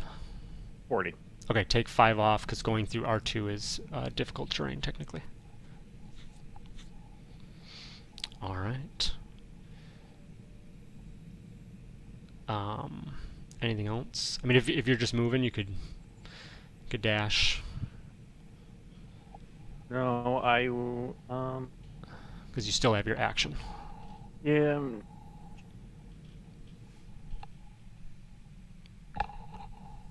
I don't imagine we'll be in another conflict, so I will go ahead and just end my turn.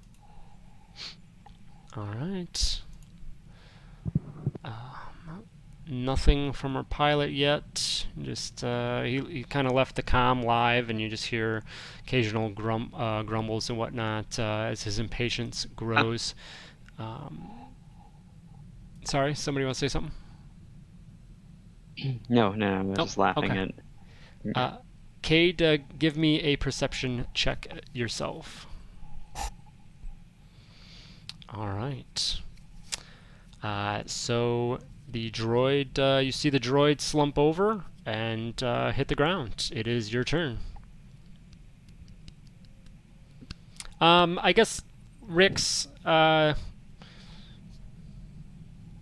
would say that if you want to mention something about this noise you heard, you could. So if you think you would call that out, I'd say that's the end of your turn.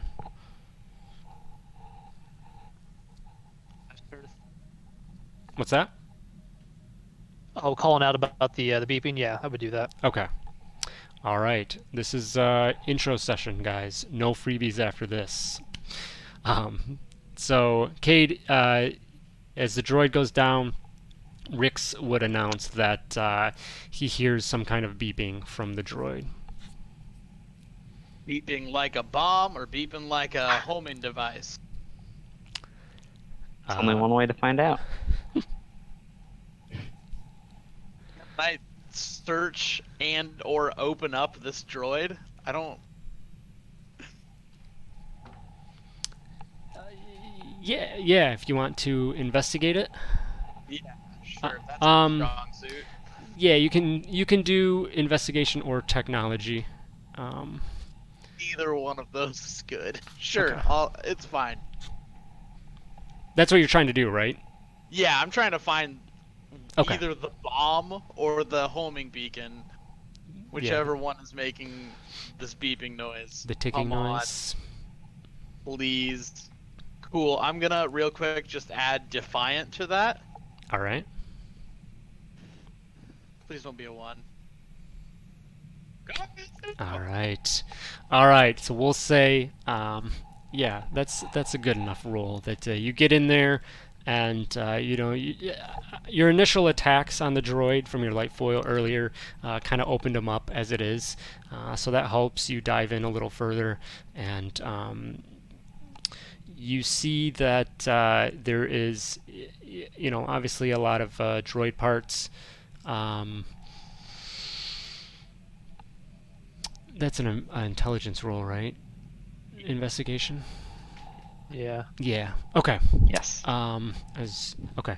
So we'll say that you well enough are able to recognize some of the components in there, and you in fact see 2 components that strike your attention.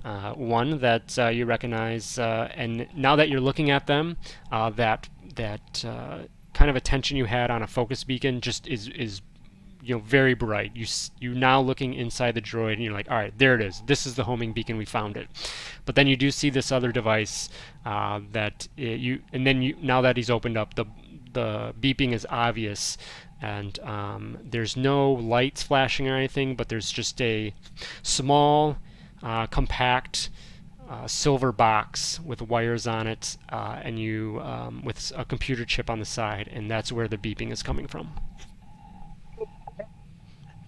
So I'll just like rooting through it. Like, I found the homing beacon. I'm pretty sure there's also a bomb here. We need to get this door open. I'm assuming it was my action to go through this guy. Yes, all that would be. All right, then I will. I'm gonna leave the homing beacon in there because it's gonna blow up. At least at this point, I'm gonna move to there to prepare to start cutting open the door on my next turn. All right. I will say that. Did you give me? Yeah, you gave me perception as well. Okay. The beeping has over the time that you've inspected the droid, the beeping seemed to have picked up pace a little bit. So you're definitely noticing a little bit of change there. So, all right, it's the droid's turn. He's basically just a hump of metal right there, ticking time bomb potentially. Our friend in cabin 7, he is backed against the wall as a lightsaber pokes through. Deb, did you mention what color lightsaber you're using? Orange. Orange, nice. So a orange lightsaber is cutting through the door.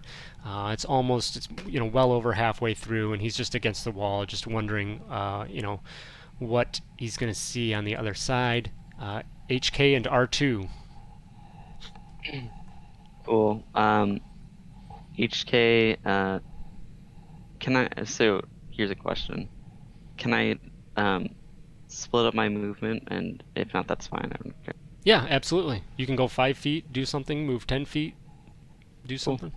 Like I was specifically talking about, like, ooh, can I move HK out of the way? R2 can get in there, and then HK can move again.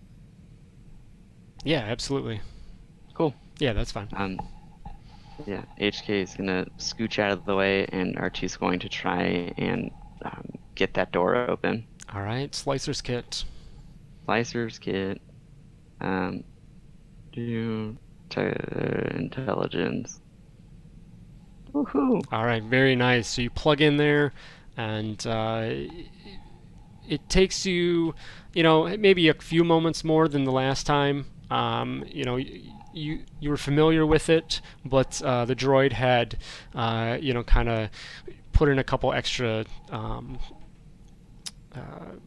barriers to get in, but you're able to open it up, and the door opens up in its hurried hiss, and the droid that was leaning against it, the body kind of slumps to the floor as the door goes out of the way that was supporting it. Cool. Friend. So that's R2's turn. R2 is going to sort of back up to the side to let people get out. And that, let me think. Yeah, The okay. Beeping. Say that again. Yeah, they would. Yes, you guys, both R2 and HK would recognize the beeping. Okay. HK is gonna have a look at the droid in terms of trying to figure out what's up with the beeping. Okay. Have him give me an technology roll. Okay. All right. So HK kneels down and kind of pokes around, and he sees the same thing. He sees the homing beacon device and then the other one, and he relays that this is basically it equates to a thermal detonator that's within this thing, and it's triggered to blow. And it is very likely that this thing will probably blow in about 12 seconds. He estimates it's got less than 15 seconds, 12 seconds about, until it goes.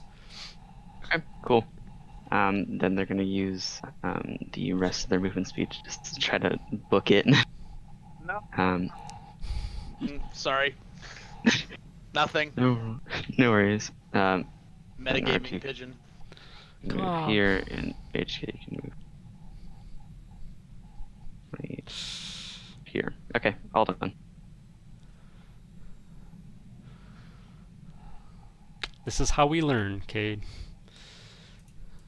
All right, Rix. Mechanics standpoint, how does diffusing or taking care of electronic things like that bombs work? Would that be still like a slicers kind of thing, or do you need like a demolitions kit for that? So Demo's kit is going to be a higher success rate, so obviously a lower DC, or a technology check with a higher DC could potentially do that. So remind me too, I'm breaking up the movement. I could move, do something, and then use the rest of my movement. yes. Okay. I will move up next to the droid and attempt to disable the explosive device All with, right. I guess a technology check, 'cause I do not have a demolitions kit. Okay, yeah, give me that technology. All right, so you get in there and do your best, but you aren't quite able to deactivate the thing. It still continues to beep. All right, I will use the rest of my movement to move out of the room. All right. Dab? Have I heard about all this bomb fiasco from where I'm standing? Am I close enough that I know what's going on over there?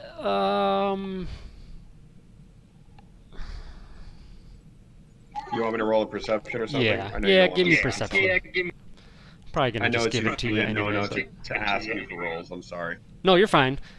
I was just on the fence. Yeah, I'll give it to you. It's fine. Kind of getting late anyway, so. You know what? Can I re-roll that with a lucky? Yep. Ho, ho, ho! Alrighty. So yes, you're definitely aware of the situation that's going on. Also, we'll say actually because you're cutting through this door, and we'll say basically like bonus action use, you finish up cutting the door open and it's now open. Cool. So then I'm gonna come up to this guy, and I'm gonna gently intimidate him and say, "There's a bomb on the ship, and there are people after you. tell us the full story now, or me and my friends are gonna make your life miserable. All right. Give me intimidation check.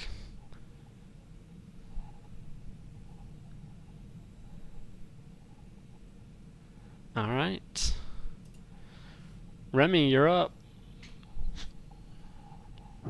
All right, I'm gonna continue making my way towards the front of the ship. I have a feeling we're gonna need.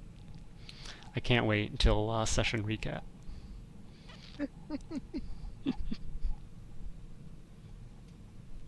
I think I have.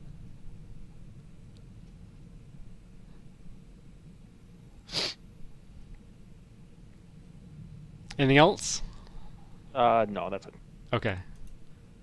Again, continued grumblings. The captain wondering. Well, actually, at this point, the captain. I'll say that Cade, you disabled the, or Rix, you were able to disable the homing beacon. We'll say that that's taken care of. So the captain, Nerb, gets on the PA announcement and says, if you took care of that thing, we'll try and get back on course and get back to Nar Shaddaa. I think that with that beacon, if the beacon's gone, we shouldn't see any more trouble. You know, there's no more trouble, right? And then you just kind of, that's the end of his statement. Cade, you're up. Sure, I'll just yell towards the front of the ship. Sure, there's no trouble. We're fine.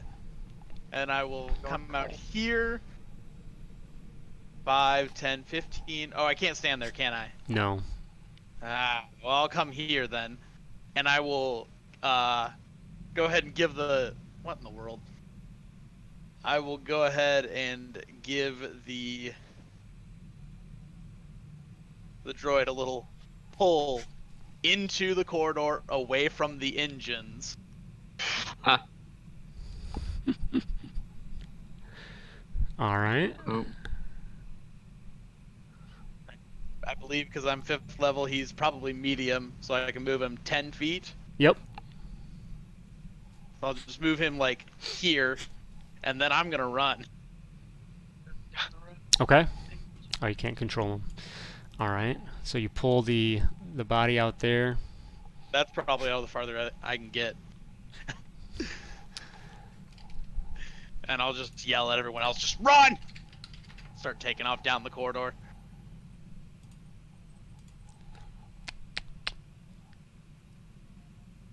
Hopefully that's far enough. Alrighty. Droid's turn. He's doing nothing. The beeping is getting faster and faster.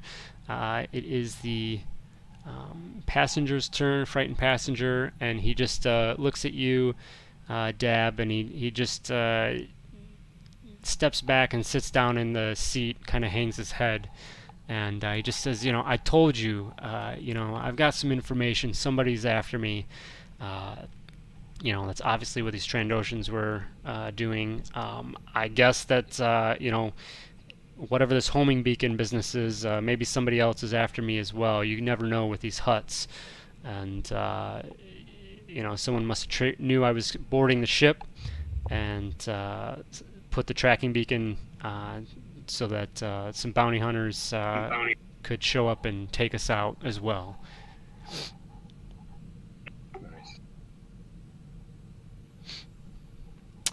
Sorry, that's his turn. HK and R2. Okay. So based on last turn, would R2 have like an estimate on how, or would HK or R2 have an estimate on how long it's been, or how long they might think it will be? Basically, like one more round. So when it gets to the droid, it's gonna go. Okay. So you have the rest of this round. Yeah. Really sucks. I wanted to see if I could get in once more, but I'd really have to commit there, huh? Okay. Let's see. Commit! I can only see this going terribly. These are the things that legends are made of, man. I You don't get want to in make there a and you new nat 20. character. Okay. What's your manufacturer of R2? Oh, it's like I know you- industrial I know you automation. had it on there, whatever. They're gonna be pissed when they find out that their brand new prototype R2 unit blew up. Yeah. Little fun fact while I'm deciding on what to do. The O3 is meant to be like the third, as in like the third one. The last one. Okay. All right. We'll give it a go, and see if we can't try and skedaddle. Okay. And are you I trying? will- You're attempting to deactivate it? Yeah, I'll attempt to deactivate it. You don't have demos kit, right? Nope. Okay, so Okay, let's see. uh, Just trying to think if I can get anything else to like add to this. Yeah. so it does there is not a look- way. So you can try and figure it out. Is it? Is it possible that I could use another one of my tool proficiencies to help out? Not a tool proficiency, but your counterpart could help out because I do believe they can give the help action. That's right. Yes. HK or R2 is gonna like beef over, and HK is going to follow and give the help action. All right. So with advantage, technology roll. That's All right, just enough. One over just enough. So you get your little pincer arms in there with HK's help. Tinker around a little bit, and the beeping just beep, beep, beep, beep, beep, beep, and then silence. And then with a quick scan of the system, you can tell that it has been deactivated. HK wipes non-existent sweat from his non-existent brows. All right. So I think we can come out of initiative. HK is going to turn to R2 and say, "I can't believe you made me do that." Mine too. I could have used that on mine. All right. So the droid body is just hanging out there. Dab, you're talking to this gentleman here. So yeah, so the again, Vernerb gets on the comm and he says, "We're in the clear. Hang tight, guys. We'll be on the ground in about an hour. I appreciate the help very much."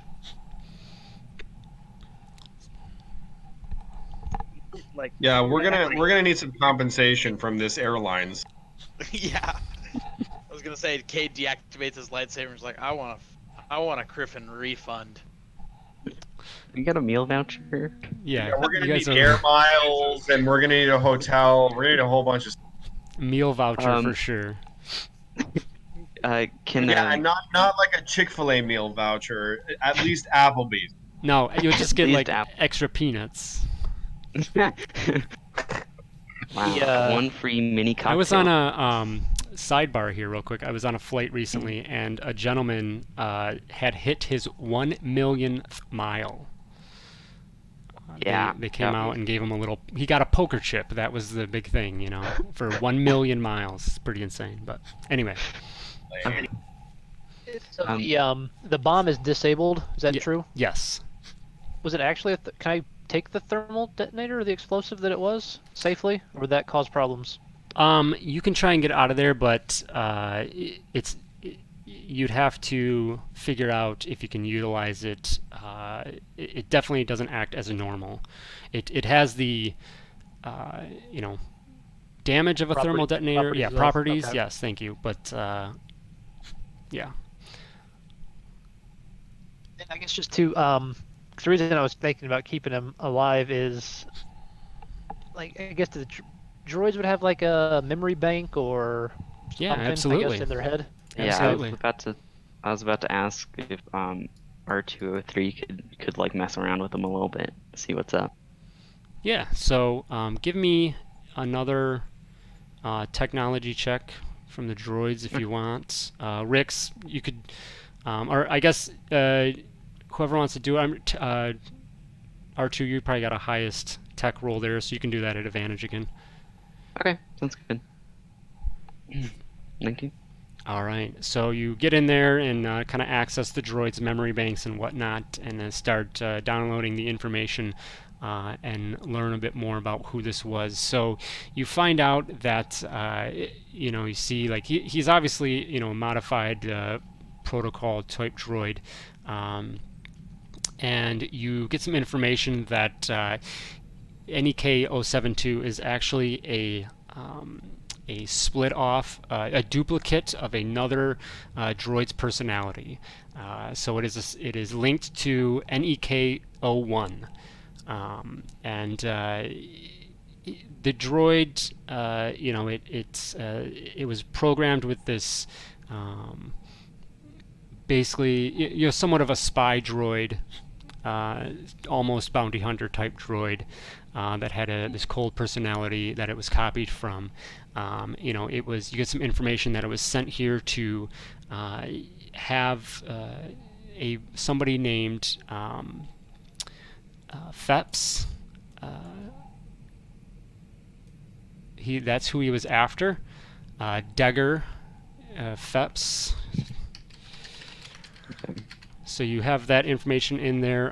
You don't see any like visuals that you get, but you get that information that he was after somebody named Degger Phepps, and his mission was to come on this ship with his homing beacon so that the other bounty hunter ships could track it and take it out, because Degger was on this ship, and that was their target.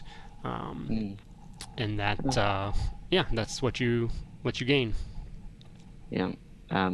R2 will just say, "Oh boy, a modified protocol droid. I think we know nothing about that, do we, HK?" And continue on down the hall. Make a new friend. Cade will walk down the hall, like, now that he knows the bomb's not gonna go off. Is anyone hurt? Anyone need some help? HK will just motion that they're fine. Remy will take a couple steps forward and just that he has been hurt a little bit. Gotcha. Extends his hand out to any visible wounds that you would have, and with a little bit of a lend aid. Channel the force lend aid. How bad off are you? Is that near enough? 7. Yeah, I think that does pretty good, because I think looks like you were down 10, so you get 7. So yep, almost tops him off. All right. So anything else? Dab.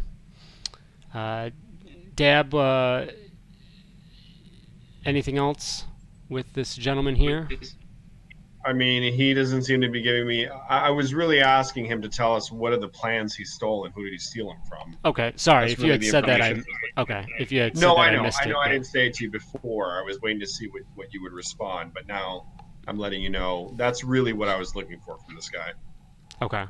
So if you just kind of keep bugging him about that, I mean, he mentions what he had said before. But he just says, "Yeah, I just have I have some records of bribes paid by Sonos the Hutt.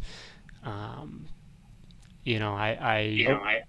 considering, either blackmailing some officials paid off by the Hutt, or maybe just bribe them myself. So they look the other way while if I get into any more trouble." But yeah, got on the naughty list from Sonos, and that's what brought these Trandoshans after me.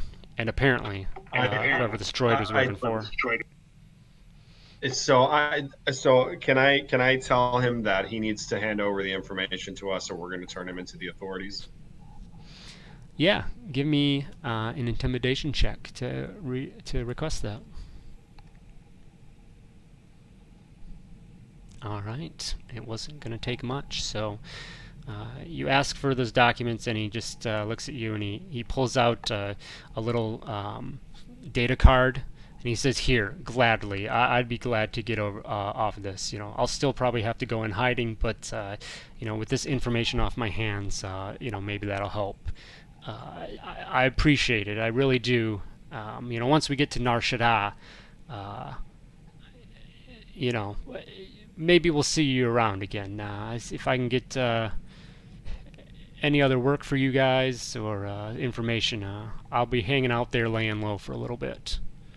My name is Degger, by the way." The guy to Dagger. Dagger Faps.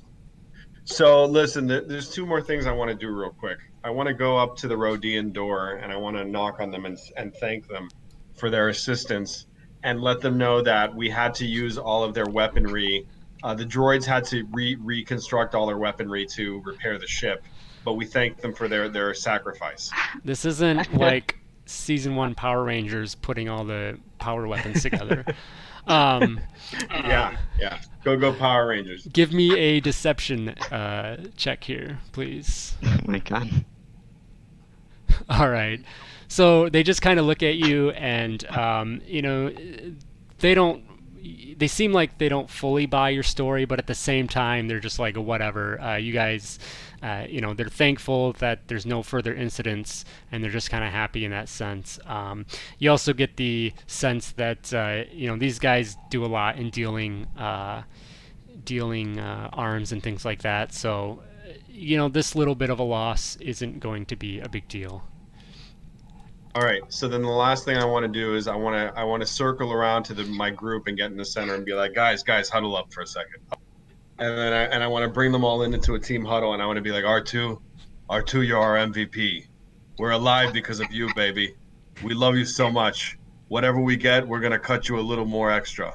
Then I look over to Cade, and I'm gonna say, buddy, if we're gonna do this, we gotta go 5 ways on everything, or 6 ways on everything. We just scored a bunch of blasters. Is there anything you want to tell us, buddy? Like arrest you or something? No, buddy. We loot together. We split it 6 ways. What do you say? And I spit my little Tordarian hand and I hold it out to him, like to shake his. That's like just slightly too long of a pause, and then Cade shrugs, spits in his hand, and takes yours. And then we disgustingly shake our hands, and then we're gonna split all of our earnings 6 ways. That's Dab's finale for the. Dab, are you playing dumb, or did you mishear somebody earlier? I'm playing dumb. Okay, no, that's fine. Not to ruin that moment, but I figured you might have been, but I just wanted to make sure. So, okay. Yeah. Good. That was good. That's one. Both droids don't need paid. Alrighty. They're a team. Oh, the droids don't need credits. That's great. Not both, just one. They're a team. They're in one single entity. Exactly. They share They're each one other. single entity. So we're splitting it 5 ways. There we go. Alrighty. So, anybody else? Any, whatever you call that, your final Parting moments. Parting I moments. guess the thing I'd be curious about is with the droid, just because it's obviously in Star Wars is different than normal D&D. You have droids. I mean, is there any value in taking? You said it's modified, customized, like taking some of the parts off the droid potentially, reprogramming the droid. I don't know. I guess I don't know how far our. So at this options point, go. this droid at least, he's pretty messed up. Cade, Okay. yeah. So scrap at best, but it probably not worth your time, to be honest.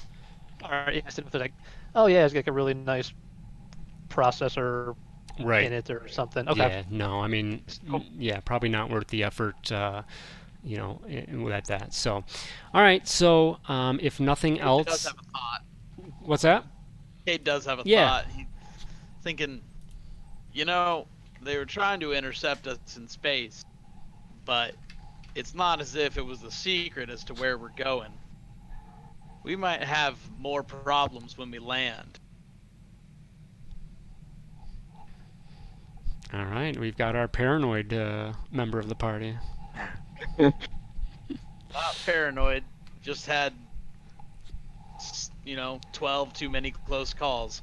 And roll credits. So the captain comes out of the bridge. He says, "Ship's on autopilot. We're very close to landing. So if you guys want to please take your seats."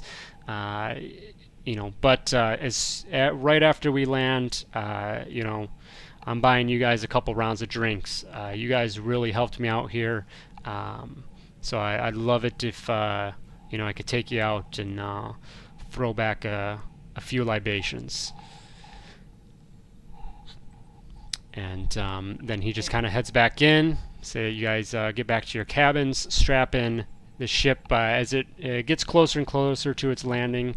It gets out of that smooth crawl of space, and you can really feel it. It gets a bit shaky and rough, and you guys all have, some post-stress of the recent events, and but at the same time knowing that you're close to ground and able to get off this, potentially ticking time bomb. You touch down in a shady port in Nar Shaddaa, and the passengers get off. You guys file off. The Rhodians, especially the one, Shek, I think it was, gives you guys a head nod, and just to reaffirm that to reach out to him. And Degar sneaks off and just kind of disappears quickly. And then the only other passenger was the other gentleman. He just takes off as well. And Vernerb comes out finally after everyone's settled and says, "So boys, how about those drinks?" Let's do it, buddy. All right, and that is where we'll end, because that'll be perfect setup for the next session, as most campaigns start in a cantina. So that is it, guys, for tonight at least. Awesome. So, Yeah, and I guess I know you said too. You're gonna look at, or let me know, I guess, what those weapons were that we got off yes, the Trandoshan. so I'll probably, Trandoshan whatever they are, I'll weapons. throw them in that crate with the other weapons that we procured. Okay, so and R2, did you see I posted what that weapon was? Yeah, I did. Okay. I copied it in. Alrighty, so you have that. So yeah, I will get you the Trandoshan weapons, a few credits on the Trandoshan, and then the 7 blasters, and if they're worth anything, that you got from the Rhodians. And then, yeah, we will, in 2 weeks, we will be at the cantina somewhere here on Nar Shaddaa, enjoying a few beverages with Vernerb. Hey, last question, Todd. If you can meta this, if you can't, don't worry about it. Would that bomb have killed us? No, it was just a standard. I got rid of the search. Whatever thermal does, standard Like one. 3d6 and 3d6. 2d6, so Yeah. small size. So yeah, it probably wouldn't have. I mean, if it was left in the engine room, it could have caused problems. But I mean, Okay. The Well, droids thanks. were operating thanks under for the telling us assumption that that meta. But I guess actually, yeah. So the lesson here is that don't just run away from a bomb, especially when it's right next to the engines of a ship you're on. There is an airlock on the ship, or try and deactivate it. So Good job, R2. Failed, so I kept Hey. no sense in trying again. Yep, I know. The droids were operating under the assumption that it was just gonna wreck them right there. that's fair. That's fair. DC So- was 20. I didn't even have Yeah. a shot. I got a -1. Oof. I think Yeah. I think if I'm correct, they weren't aware. They just knew there was a beeping of a bomb. Mhm. So they didn't necessarily know that it was a thermal detonator, which is why I played it who knows how big this could be. Bye. Yep. Thanks everyone that stopped in for the stream. We've got a good spike of viewers out there, so that's fantastic. Appreciate it. We will be back with this in 2 weeks, Tuesday, 7 p.m. Also check out Dungeon Jedi Masters for all our other content. We have a stream on Sunday and then every other Wednesday as well. So thanks again, everyone. Have a good night.